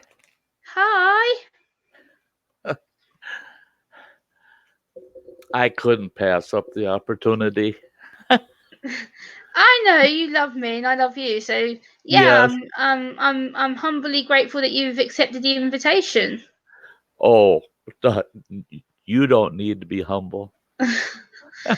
I am when it comes to you because I know you're a very special man. You do a lot for the community, and you're my uncle. I see you as my big uncle who sometimes will be like, Gemma, come on, and like you'll kind of nudge me like, come on, girl. You know, I'm like, okay, yeah, I tell you what, yeah, I just love seeing your smile. If yeah, I can pry a smile out of you, then I feel like, boy, did I do something. I get a special smile. yeah. Yes. Yeah, I'm sorry I had to do this stream, but I've been feeling really upset, annoyed, and I'm sick of people accusing me of being fake with the rest of it, and I'm not fake. I have a 42-page medical document telling me exactly what's wrong with me. So I think I know. And for people to go, oh well, she's acting up, she's putting on a fake front. No, I'm not. This Yeah, is autism. This is the bad side of it. I don't like all that because what I really don't like about it is that people to me it's if people's why should they even question you, because why would you go public with all of your issues? You share your most personal life with the world, and then people question it. It's so I get pretty agitated over that. It bothers me that they would even question you. Yeah. If somebody says you're faking, they don't want to do it in my presence. I don't want to Like hear it. this is the bad side of autism. This is what I don't show because people go, oh well, she's putting on this fake tears and oh it's not real, and it's the most real side you've seen of me, period, on my channel. Yeah, This is when my emotions go overboard. This is when I am in between meltdown and shutdown. right. And people don't get that. Well, I'm feeding back to myself. What the hell?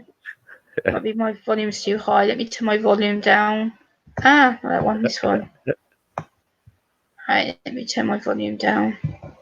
That's better. There we go. Yeah, and it's a fact that people go, oh well, your autism's not real. Yeah, it is. My autism is as real as my anxiety disorder, which you can see on the screen because I'm constantly tense. I constantly fidget. I have a fidget toy right here with me the whole time that like I Oh, fidget and yeah. And whatever else. if people are paying attention to you when you're doing a stream and people are actually paying attention and listening and watching you, it's so there. It's that you're working through those issues during a stream. I can see the Yeah. changes in your expressions and the and I hate to use the word, but actions that are almost like ticks, Yeah.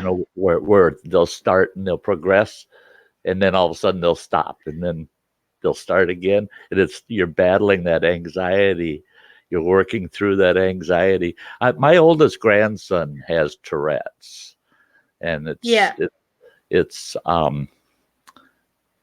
made his life fairly difficult. He's an adult. He's got a son, and he works full time. But boy, he really struggles with his Tourette's at times, and I got used to being able to read him too, and get a little closer to how's he doing just by his persona, by Yeah. his mannerisms, and that's what I love about you is when I watch you, it's real. Yeah. It's real. It's like you're right in the room with me. There's no pretentiousness. It's No, nothing scripted. I'm as blunt and direct as I come. I am literally vroom. Yep. Pure Once Gemma. I, yep, once I need to say something, that's it. I am on one mission. I am on one thing, and I'm like, you know what? It's my turn. I need to speak. I need to tell the world that I'm fed up. I'm upset. I'm anxious. I hide a lot of this for the pure reason that people don't like seeing this side of me. I bottle it up and I'm like, nope, keep it together, Gemma. Don't show it. Don't show it. And I have to sit here and go, no, why should I hide it? It's part of me. If you don't like it, tough. I'm not going to sit here and Exactly. hide it anymore. I can't because it's killing me. Well, and the nice thing about it, Gemma, is you coming to that realization and then saying, nope, I'm going to be an open book. They're going to get pure Gemma. That's all they get. Yeah. What that has done is you're drawing in an audience that Yeah.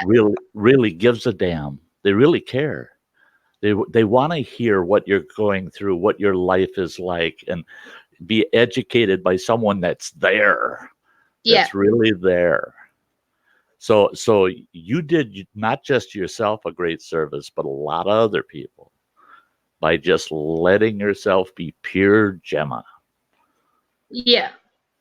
And with Joker, me and him go a long way back. Like me and him have been friends pretty much since the beginning of my channel. He was one of the first people to reach out to me and offer a autism collab. Of course, I want to jump at it because at the time I was very new to YouTube, and I didn't know what the hell I was doing. I didn't know what my purpose was or what my mission was, anything. And he was the one who set me up and was like, you know what? He goes, you're a campaigner, you're a speaker, you've got very good stage presence about yourself. You're very good with your wording. You know what you're doing. I was like, yes, but how do I do that from your channel and set up my own? So it's the fact of how I had to plan all that and the sensory issues and knowing how to correct myself and present myself to my own audience. So without him, I wouldn't have done any of this. No, you probably He would. was one of the main people.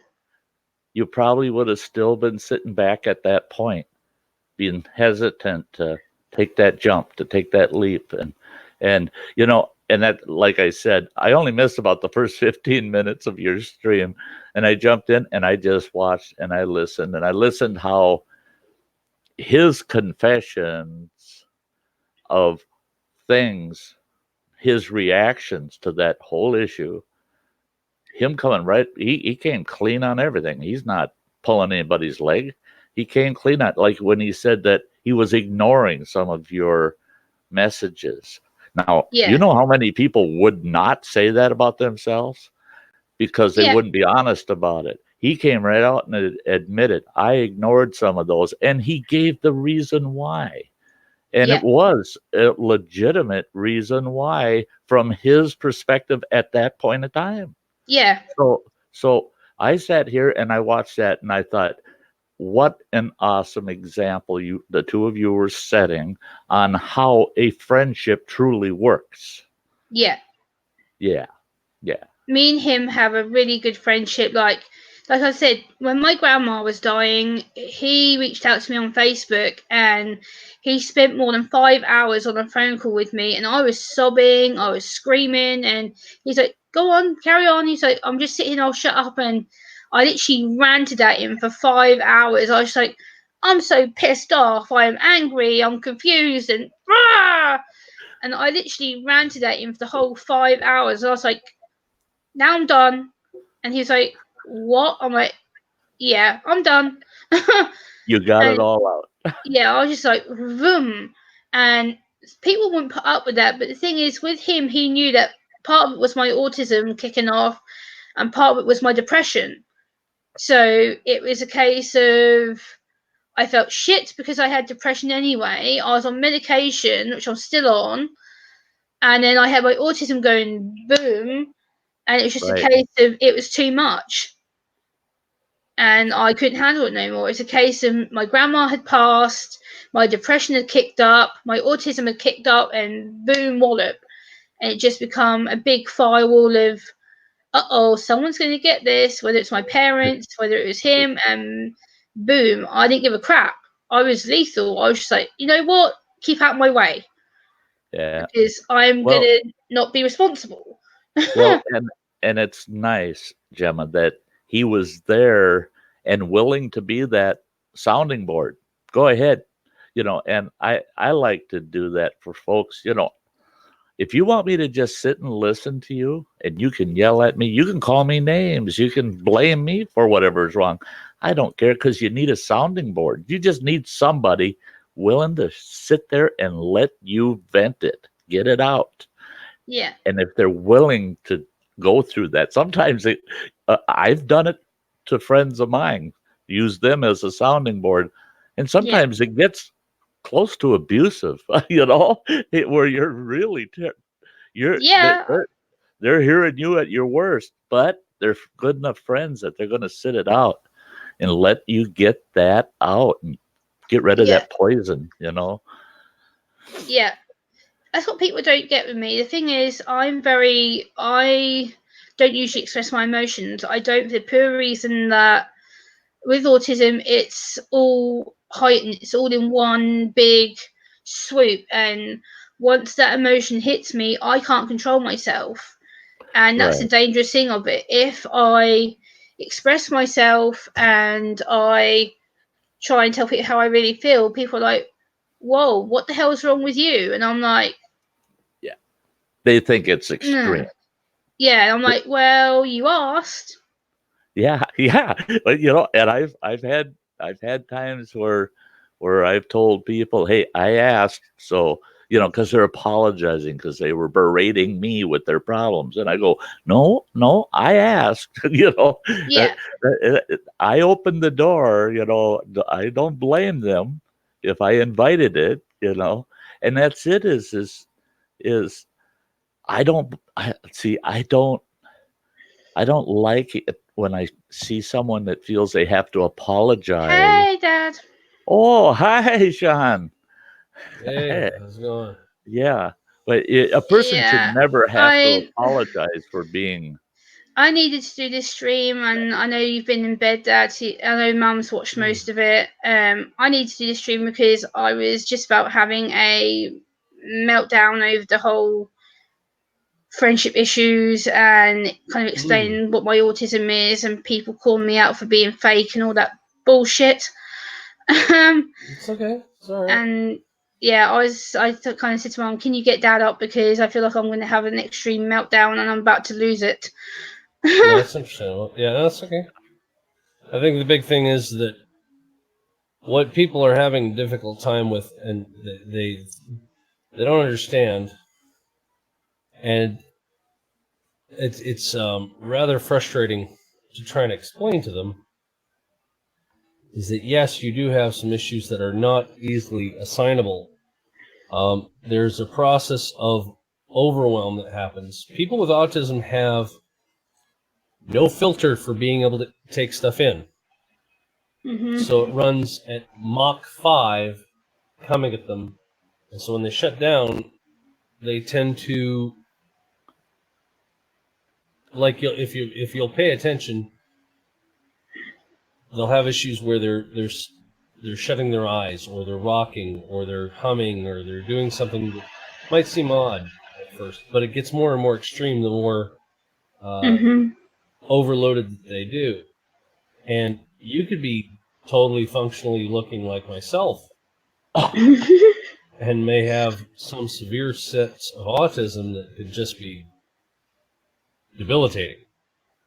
Yeah. But you don't have to look like you have Down syndrome. That's a falsehood. That's a complete, absolute. Ugh. What can I say but wow? If people think you have to look physically off to have autism, then you have missed the boat. My stepson has autism, and he looks just normal, fine. And then he speaks and shows you that when he's overloaded, he will go to a video game and just rock and play the video game and not speak. And not speak, and you can talk to him and talk to him and talk to him, and he won't say a thing. Not one thing will be said, but he'll be playing that game, especially when it's massively stressed. Yeah. So what his form of stimming is it's that game. So that stimulation is just a complete overload release in his own way by just playing a game. Whatever it is, doesn't matter which one it is. He could be playing NBA, next minute NFL, next minute he's playing some kind of shooter game. It doesn't matter. It's just as long as he's got something to. So it's a misplaced idea that you have to look some specific way to have autism. If so, show me what it's supposed to look like. Yeah. If there's anybody that's that well educated, I would love to see it, because I could never figure that out. And for me, that's one of those things of it's about watching the behavior, not the look of the physical person. And even then, the behaviors are varying and different. So again, I'm going to ask if you can show me what it looks like. I'd love to know, because it's only about what you find out when somebody's actually been diagnosed by a psychotherapist or a psychiatrist, etc. And I'm not that person. I have no clue. So again, sending it off to the professional, let them deal with it. Gemma, I know very clearly you've got your cards, and I've watched you. You've explained it to me, and I mean it's like for what I know and what I've looked up. Yeah, there are some people who are non-auditory. There are people who are overly auditory. And then there are people who they're high functioning. And then there are people who are not. And they're completely to the point of Rain Man. And, you know. So I think that it's an expectation and a generalization of this is, in my opinion, obtuse and short-sighted. However, we'll leave my tall height out of it. It just annoys me, because right now what people don't get is I'm sitting here rocking. You don't really see me doing it, but right now my body is tensed. I'm overloaded. Me and Sean are doing a stream later on a similar topic, and it's going to be a stream to educate people and whatnot. And like, I'm sorry for the emotional outburst, people. I know I cried and I shouted. Yes, I did, but it was needed, and people don't see that side of autism. This is the thing. That's when I'm in that state of mind, when I'm in that place. Not even Sean is in that entirely yet, which he will get used to. But people need to see that this is a bad side of autism. This is what the bad side of me looks like. I am emotionally drained. I am overloaded. I have every goddamn name in my head that I think people are going to call me, and I have assumptions that people are going to call me retarded. And sorry for using that word, people, but I use it in an educational reason, because people have called me that. They've called me retarded, brain damaged, poisoned, told me that I need to be cured. This is another thing that gets my nerves. The amount of websites I've been sent from people on Twitter, which, again, idiots, please stop sending me these links. I don't want to read them. I don't want to be known that I have to be fixed. And stop sending me Autism Speaks stuff. Let me get that straight out your heads. Autism Speaks does not care about autistic people, period. They have promoted cures. They have promoted therapies. They promote electric shock therapy. What the fuck is wrong with you people? You cannot cure autism as much as you try to say it does work. No, I don't want it. Question, Gemma, if I may ask. Yes. Because again, I claim my ignorance outwardly, and I usually go look for things to understand because, again, I'm not a doctor. Yes, I know. Yeah, no, I know, but everybody else doesn't, and this is what makes it conveniently easy for me to say. Because, again, I'm the type that people know that when they come to me, it's a matter of, okay, so what's going on? Okay, so this is what, have you talked to a professional yet? Because I'm the guy that I just listen to you. Whether Yeah. you're full-fledged, angry to downright into tears, doesn't matter. My point is, if you're suffering, I just want to hear what you have to say to give you a moment of calm, get you down, and then let's get you to somebody who could possibly help you. Because I got that skill. I'm used to having to deal with guys on the other end of a line that, as you heard me say, is that when I was in the service, there are times you're talking to somebody on the other end of a line, they're in a firefight, and you got to try and talk it through to give them some kind of clue as to what they got to do. When you're fixing the equipment, you get stuck staying there because nobody can get in. You're on live mission. What am I going to do? When it hits the fan, you just keep moving. So my question is, with regard to these supposed cures, because again, I don't know. I admit my ignorance openly. Are any of these individuals that are doing these cures professing themselves to be licensed practitioners of either psychology, psychiatry, or psychotherapy? No, they're not. No. Okay. So that's where, again, it'd have to be one of those things of I'd have to look it up anyway, but I wanted to hear what you have to say. Because at least then I can have a better idea for the moment. They are coming from the internet. One of them is a... what can I say? It's a church known as, well, a holistic church known as Genesis, who are based in the UK, but they've been going around Europe, and they've got people in the USA who sell these bleach bottles, and they're claiming that these bleach bottles cure autism, cancer, malaria, Alzheimer's, depression, all kinds of serious illnesses. And they're selling these bottles for 50, 60 euros a bottle, and the bottles are about that big. And I'm just like, are you serious? What the hell is going through your head when you're promoting these to parents, carers, and they're saying, oh, we can fix autism, we can stop autism? No. And it's like, what the hell? Hey, Nationwide, good to see you. Hey, Jenny. And it's just, this is what you need to know about autism. I am so sick to death of having to do this over and over again, that these cures seem to keep constantly popping up. People text me about stuff and they say, oh, well, wouldn't you like your life to be normal? Wouldn't you like to not have autism? No, because it's the way the good Lord's made me. I'm made this way for a reason. I think the other thing that they missed out on is the idea that while I'm trying to figure out my words carefully here before I say something, because I can upset somebody just accidentally. Sometimes when somebody has a disability, of which I have one, I would love to have something otherwise. But for me, you can't replace ankles. It's not possible. Now, this isn't autism. Everybody knows that, obviously. Yeah, no, I'm saying it for out there. But I can't replace those. I have a permanent disability. It also has been further exacerbated now by gout. I have had further deterioration. And God knows if I'll even be able to walk normally in the future. As my later years progress. I'm not a young man. as everybody who does know me is they're shocked at the idea that I say, yes, I'm only 3 years away from 50. And they're like, 47. That's still young, Dad, so what you on about? No, I know.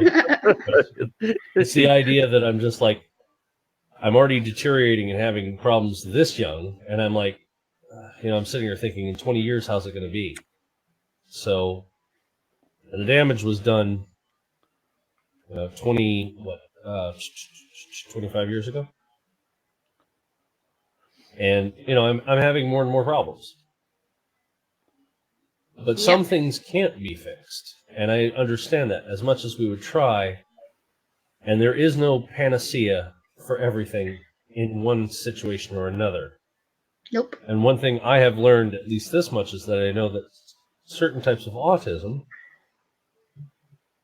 I mean, I know that there are some behavioral therapies that can happen for milder forms that can help. But I do know there are certain types of things that cannot be fixed. It just is what it is. I'm not saying that, again, I'm a doctor, but I have an understanding that when they say that it can't be done, and people have tried and tried and tried, and a lifetime goes by and nothing's been done, well, that couldn't have been fixed during that lifetime. And I just accept it. But it doesn't mean don't keep trying to find something to make your life easier or to fix what may be there. Who knows? It's like the same thing I've talked about with cancers. There are things that RSOs, Rick Simpson oil, can fix in certain cancers.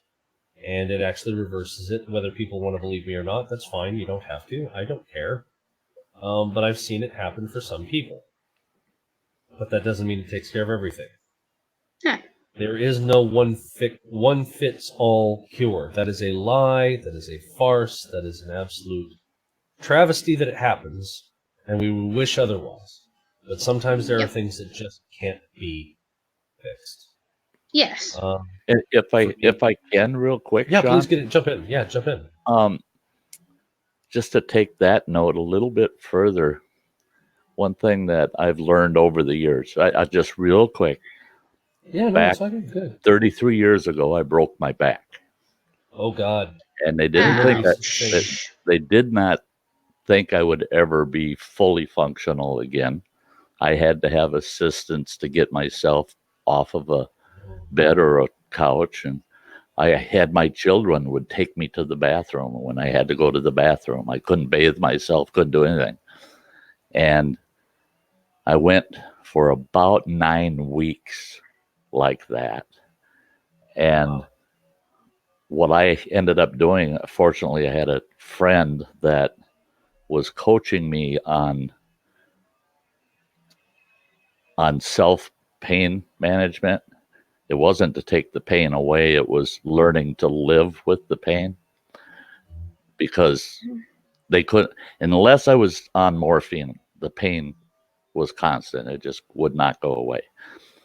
And I did not want that addiction to morphine. So I had to figure out another way. So I was learning the pain management process, had to live with the pain, and it's not fun. It's not fun. And when I was told that will never go away, that panicked me.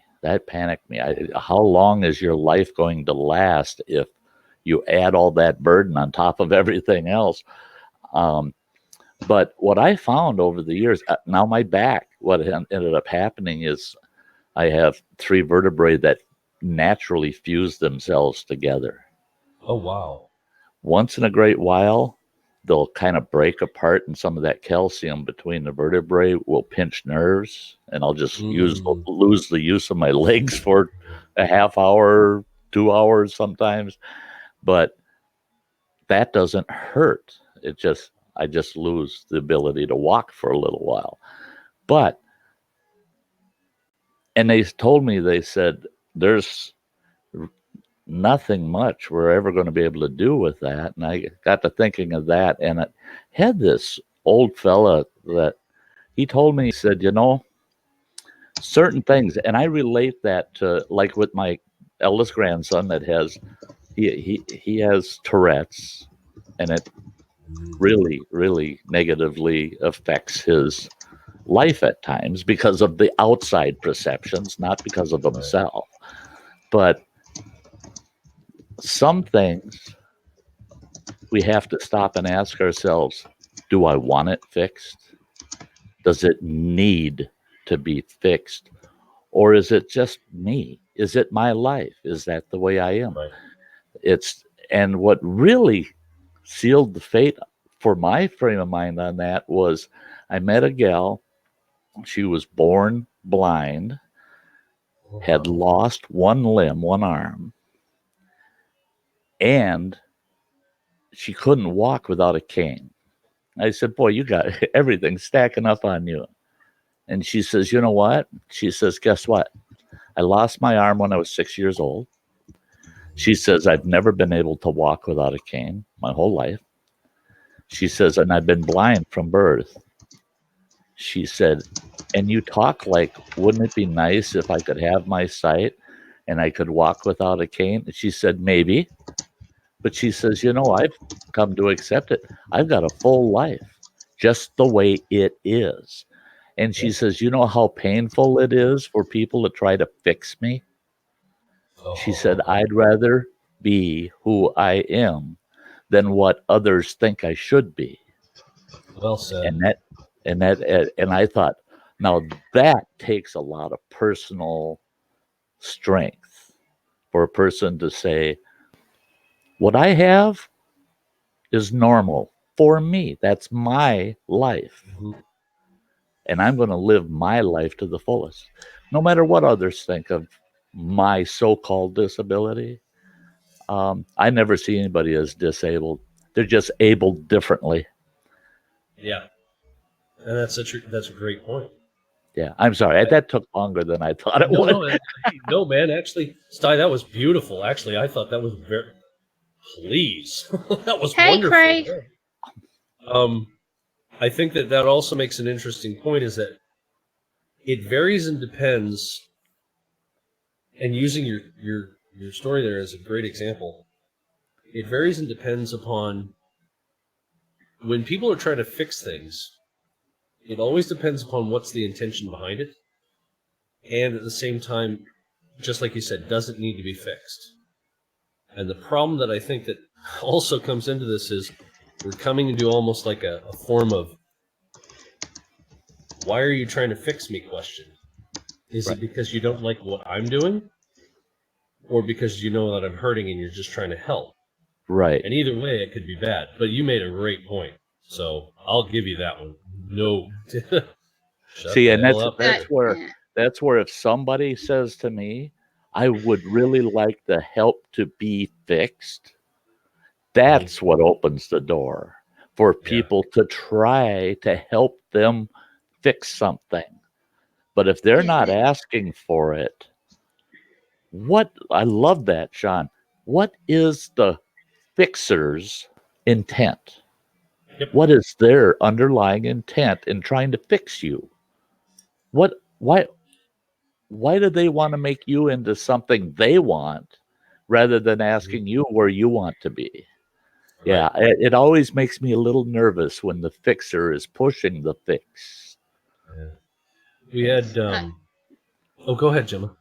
I was just going to say, Dad, today it's been building up. You know, I've held this back for so many weeks now. I have had this irritating me, and it gets to a point now where not just my autism is at play, but my anxiety, my depression, and it's getting to a point where right now I am on meds. I'm medicated right now, so I'm kind of more calm than I have been. But this stream needs to be done regardless if it was early in the day, late in the day, whatever. It's a case of I don't want to be fixed. I've never asked to be fixed. I don't need to be fixed. There's nothing wrong with me.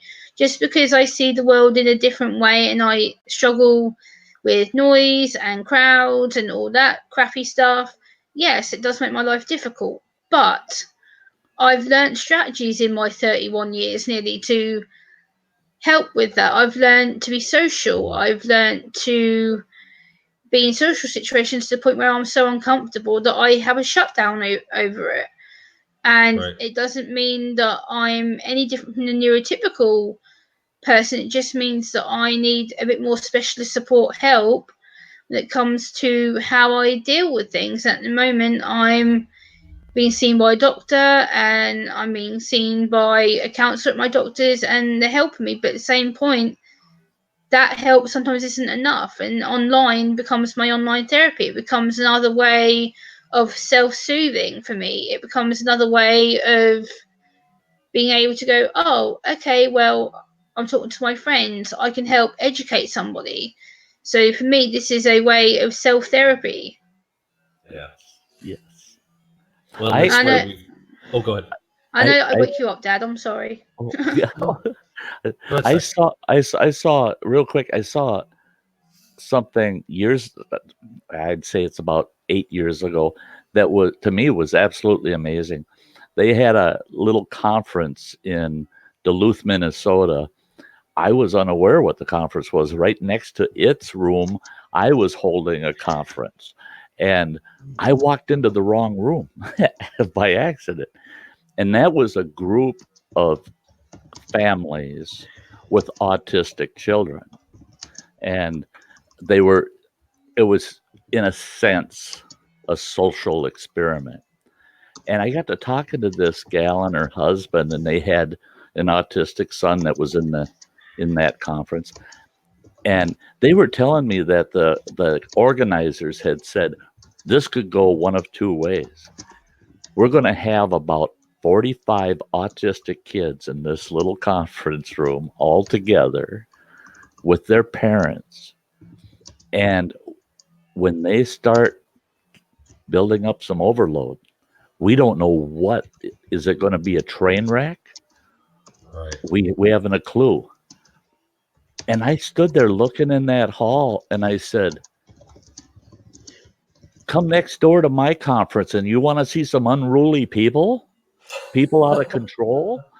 I said, I can't believe how well behaved they're all being. And they said that it was shocked them all, that when they brought all those autistic kids together, it was like a calming effect. That domino effect was just the opposite they expected. All those autistic kids, they felt that commonality Right. between them, Understood. and it brought them all down. And they were just, so a lot of them were fidgeting and things, but none of them were capping out at all. Yes, that's a cute one, by the way. Yeah, but I was absolutely amazed, and I thought, okay, there you go. That's exactly, now those kids, the broader society thinks there's something wrong with them. But what I saw was what the broader society needs to practice, and that's find that commonality and calm down. Which is why Those I know kids were I doing what got. all of us so-called, I say, This is normal why I people got should Sean be on the doing. panel, because Sean understands me to a degree, and I was like, I need to get Sean on the panel. I know he was technically having a nap, but I was like, yeah, he needs to be here now. It's just a calming effect. A lot of it also is that it's the like you said, Sty, about the idea of the commonality. It's being validated. Right. The first thing I do with anybody who gets upset or whatnot, just as these are coping techniques that anybody can learn, it's just how you can talk to people to kind of give them a moment to breathe. Right. It's not going to fix them, because I'm not a psychotherapist. I'm not a psychiatrist. I have no idea what to do with that. So you'll have to forgive me if I say I'm not a doctor. I don't have an answer. Me either. But, yeah, so I put it forth real fast. However, I can point you in the right direction. But for right now, just to get you a little bit calmer, what's going on, and validate that you're feeling these things, validate that you're going through it, and then it gives something where people can say that, okay, you don't know what's going on, but you understand me, at least to say, I'm suffering and you know how I feel. You can't fix me, but at least you can give me that. Right. That's a huge one. It is. So I'm actually, man, I would have loved to have been there. That would have probably been something fascinating to watch. It was. So, wow, is all I have to say for that one. but I don't understand how. And this is the thing that I don't know how it is that people feel the need to. I don't know. We're getting into a phase of life here. I guess I'm questioning multiple things at once. Such as, how is it that we're getting into a phase where everything has to be fixed, that everybody has to be perfect, and everybody has to be beautiful, and everybody has to be this and that? And it's like, when do we just I mean, because I'm very accepting. I don't care who you are. I don't care what you look like. I'll talk to you. I don't care who you are. I'll talk to you. Because I love everybody equally. But when do we actually forget that variety is the spice of life? Mm-hmm. And that when do we forget that maybe that these individualistic differences, the very individualistic ones, are what makes things interesting? And even if, like, you see, like, I talk to a lot of vets, and I'm sure everybody knows that by now, but there are guys and gals now that I'm meeting that have amputations from being in the service, that they go overseas and they come back with serious wounds. And they love the fact that I just treat them as if I knew them before they went. Because there's no difference in my eyes. Okay, so you didn't come back with a hand. Are you okay with it? I'm okay with it. It doesn't change the matter that, before I stopped drinking, it was one of those things of, you want to go get a beer? You want to sit and talk? What do you want to do? And I think that... We love you, Gemma. Trust me, Craig just said a comment to me. He put, Gemma, you're coping very well. Smile, you're loved by many. Craig, like you said, you have no idea. My emotions right now, out of 10, are probably at a 9, and my explosion level, if it wasn't for Sty and Sean, my dad being here, I would have let rip something chronic, and it would have been bad. It would have been beyond YouTube satisfactory. It would have been bad. The stream would probably have to be prioritized or even removed, because I would have. Yeah, let's just say Gemma in a bitch would have come out, and it would have been completely inaccurate. Yeah, I'm not gonna say no more on that front. I think both Sean and I feel very privileged to be able to be here to help you maintain your day. It's tough, girl.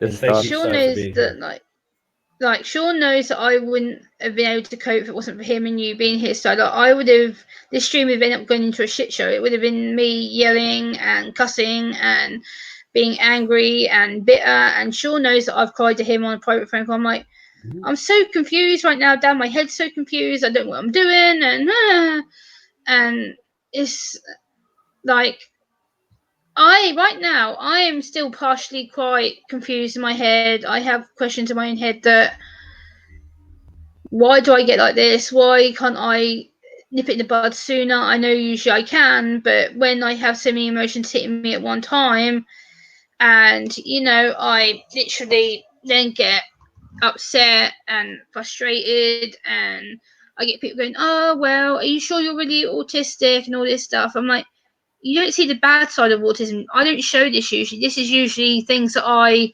tell on private phone calls, or I don't show in general because of the backstabbing I've had or the hurt I've had thrown against me.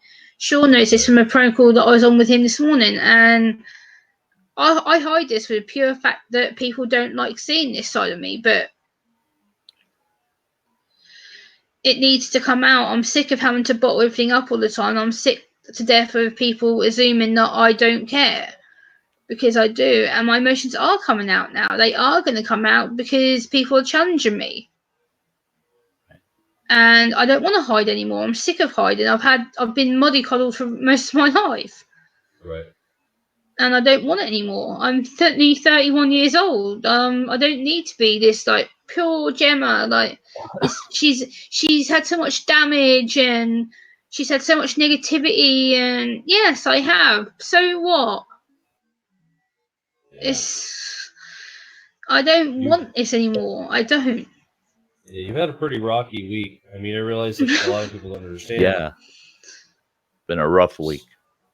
Yeah, it's been bad. It's been a really bad up and down for you on this one. And I think that you're doing better than you think you are. Again, you do still do some negative speak. We want to try and work with you to go. And I know where a lot of that comes from, because after you've told me with a lot of things with your family and everything like that, how you're having a hard time talking with them. Oh my God, I'm so sorry. Yep. It's you've been trained to talk negative to yourself, and I mean, I can kind of see how some people would see that because they might not understand. But any negative speak is really actually a bad thing. This is why on my channel I try to keep it as a very positive, uplifting thing. The only time I actually went in a negative mode was when we were dealing with that psychosis awareness, trying to just get people aware of things. And I was very much about the trolls. I was like, nope, not this time. Boom. Normally I'll take a troll on in a New York Minute and say, hey, welcome, come on in here. It's okay, come on, have a seat. But that was the only time I tried to treat it negative. I already know the damaging effects of what it is to speak negatively to people, and I try to do my very best not to do so as much as I can. Yeah. Unfortunately, some people are just a-holes and they don't know how to not be otherwise, and you've kind of got to tell them to, screw off. But at the same time, when you're dealing with that kind of matter and you've been trained so poorly to nothing but negative to you, I really can't say enough about the fact that you're doing the best you can, hon. Nobody can fault you for the fact of trying. Yeah, you're going to make mistakes. You really do try to come back and fix it. You're doing great. You're doing great.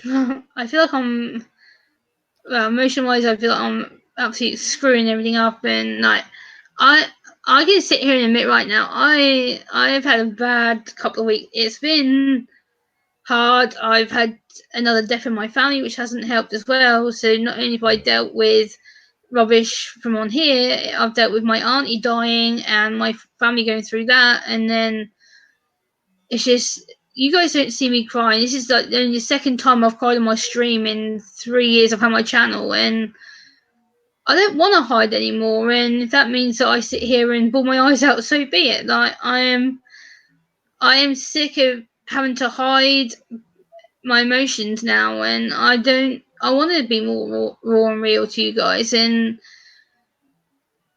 oh, for fuck's sakes!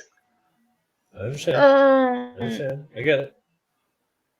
Remember, nice God. and easy. Nice and easy. And that's why I didn't say anything through the most of your stream. Was I was busy watching that chat, and I thought, okay, one thing we don't need is any negativity coming into that chat. While you worked yourself through that, and you worked yourself right through that, and you showed everybody the real Gemma. Like I said, everybody saw the true Gemma, and like I told you, you just sealed the devotion of a lot of people that were watching. They're backing you up. Their prayers are with you. They just, you're a wonderful person that has rough times. That's true. I'm sorry, guys. I'm not. Don't apologize for being who you are. Never. No, never. I don't usually do this, but it's. I've bottled up so much crap from the last few weeks, and it's today seeing my best friend in my stream for the first time in months absolutely just made me feel a lot better. And the fact that it's another thing that I've had to bottle up and people be horrible to him, and bullying doesn't pay, guys. It really doesn't. Like it with autism as well, it makes me feel such more heightened, and I feel like I've really mucked up recently. I've kind of cut my content down, and I kind of feel like I've been not really sociable, and it kills me. It does, and breathe. Remember, breathe. And it's there just. You go. Don't make me bring up the barriers. I will put them on right now. I'm going to do it, and look what happens. And then all of a sudden, you've got me looking like a silly, just What am I going to say or do to this one? Good I'm luck gonna have, on you, Sean. I have to just I- do this, and I'm going to just destroy your absolute hatred and anger of yourself. I'm going to make myself look silly in spite of it. I have no pride. Sean knows I'm probably gonna have to go into a private call with him, and I'm gonna pull my eyes out. I'm like, Yep. I, And I, then- I don't feel great, guys. This isn't the greatest I've been in a little while, and this I want to show you that because it's. I don't want you guys to think that autism is just this rainbow and roses, and it's like woohoo, Gemma's great, and everything's been going well, and rainbows and unicorns and hugs and kisses and yeah, wow. you're not And screaming for chocolate milk. It's no, like, it's not. It's far from that. It's the fact that autism isn't great. It isn't. It causes issues. It causes depression, anxiety, chronic pain.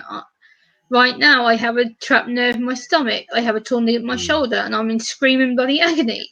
But I'm not showing that because it's something I'm not focusing on right now. But I can feel the pain in my back, which is making me go, "Oh my god!" And I don't show that. I'm very able to cope with that. But right now, I'm about to burst into tears, and I don't want to. So I'm probably going to end the stream and go into a private phone call with Sean because I feel like I'm going mad. it happens. Just breathe. Remember, I'm here. You're okay. Same thing as always. Same thing as always. Just like I talk to you every time. It's never changed. My attitude's always the same. I'm always understanding. Yeah. Very easy. Very easy. Right now, my body's in stress A lot of overload, and I'm like, Well, that's the thing, is that people don't understand that stress can manifest from emotional to physical very easily. And it's just like, for everybody who doesn't know, I have to watch my blood pressure. That's a stream. That's something I'm going to be talking about in a stream tonight for myself, is that I have to watch it because my medicine now makes it so I have spikes of high blood pressure. My highest so far has been 148 over 106. And that's not good. That's bad. At my age, as a young man, that is not good. no, it's not good, Dad. Not at all. No. So I Not have good. to. Not good. Not good. We have to monitor just how it is, even with you. You have this pain that's manifested physically from emotions. People don't understand that when you get stressed, there are these things that happen. One is cortisol is released into your system. That is a bad chemical. Now, in an emergency fight or flight situation, yeah, it's okay for that short bit, but really it does a lot of negative stuff to you. It helps break down certain portions of tissue in the body.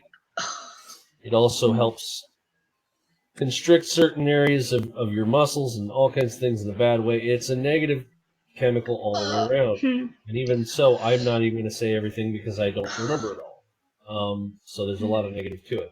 At the same time, you're already tensing up muscles because you're already kind of trying to protect yourself in your own way, so you're getting more and more tense. That's not a good thing. Calming you down helps release that and let go. A lot of people notice that when I sit, I try to sit with my chest open to make myself vulnerable to the universe so that I relax and let go. These are things that I practice that Gemma doesn't understand or know anything. So if you're watching out there, these are things that I'm slowly dropping, these little gems, if you want to call that, to show her the things I've learned from studying Buddhism, Hinduism, various different portions of esoteric Christianity, all this stuff to bring it in together to kind of give her more of a calming state. Like even now, as I speak, she's able to kind of latch onto this and use this as just a moment to say, okay, it's calm, it's soothing, it's okay. She doesn't even have to hear the words, just the tone. And it helps bring her down. Doesn't mean it's going to necessarily work all the time, but it's just a beginning start. That's all it is. I could be talking about breakfast cereal and how bad it is for you, but the tone is just perfect, so who cares? So, but that's the thing, is that in order to get that down, I have to practice with her a lot. And it's understanding. Hey, Zach, how you doing? Hey, So, Zach. just taking it stride by stride. Go ahead, Sai. I was just going to say, I found over the years, for 26 years, I worked in high finance and usually had anywhere from 20 to, well, at one occasion I had 135 direct employees under me. And wow. and I found over the years that a controlled, calming voice and a big ear, you combine the two, and boy, it can make people feel so much more secure in what their situation is at the moment. I've seen crises in my employment that were just insane, Mm. and you wouldn't think so in high finance, but oh yeah. um, and people are just quite losing it, and I never raised my voice or yelled to anybody or at anybody. And I found that with just a steady tone and just listen for what they're actually saying out there. And all of a sudden, everybody's paying attention and they're calming down. Yeah. It's what everybody wants. It's what everybody wants is they want to be calm. They want to quit having the heavy breathing and being so tense. And you mentioned fight or flight. Before I had my open heart surgery, because of some of the high stresses I was going through at the time before I had the heart attack, they said that was one of the biggest problems was my body kept kicking in and out of that fight or flight mode. And when that happens, your blood leaves all your extremities and goes right to your core. Your system's trying to protect all your vital organs, but it's truly not protecting your vital organs. Your blood pressure goes through the roof. Your organs work twice as hard during that period of time. And so when people are suffering high anxiety, the best thing that can happen is for them to be with people that are going to be soft and help them balance back out. It's everybody, what's the matter with you? What's the matter with you? And they're on and on. You're just driving their problem through the roof. Yeah. Just be calm. Just be calm and have that big ear. Let It's them. amazing how well that works. It is. It's truly amazing how well that works. Even with that sound, it even makes me want to work with it even more because it's true.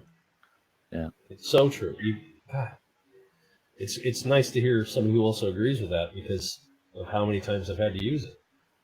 And in a crisis management situation, which unfortunately I've had so many years of having to deal with that kind of thing myself. I had 15 years as a first responder and ambulance driver. Oh my God, yeah. Yeah, 15 years of it. And I had to give it. I used to be on the Hennepin County search and recovery team. We went out and recovered people that had drowned. Oh God. And I couldn't do that anymore. So I just decided to go into saving people instead of after the fact. And I found out after the fact was easier. Yeah. It's emotionally, it was actually easier after the fact than it was to help somebody and the stress that goes with it. And then once in a while you lose somebody. That was harder than finding them out already lost, Yep. But I know what you're talking about there, Sean, just so you know. Oh, I appreciate that. That's wow. You have my complete respect on that one. Again, people don't seem to see we're reacting, not acting. Right. And if we act on it, we have a better chance of making better choices, making better situations. Okay. All right, no worries. I'm going to go ahead and wrap it down here because she's getting some difficulty here. She's kind of talking me off to the side so that way Sure. me know that she's in her moment. I'm going to go ahead and duck out here, and I'll be waiting for her. It's nice to talk to all you guys. Just understand this is one of those coping mechanisms, how she talks with me and whatnot, and how she gets down. It's okay. You're all right. So I will talk to you guys later. Sty, wonderful conversation. Love you, brother. Great. You take Great care. that you're there for her. It makes me feel better. I'm going to wrap this stream up now because I'm I'm not coping. So Jim, I'm going All right, to. guys. you See you in a and bit. Sean, you and See- Sean work things out, and we'll see you later, girl. Yeah, Love I you. shall be there. Love you too. Take care, guys. Thank you for being here. Bye.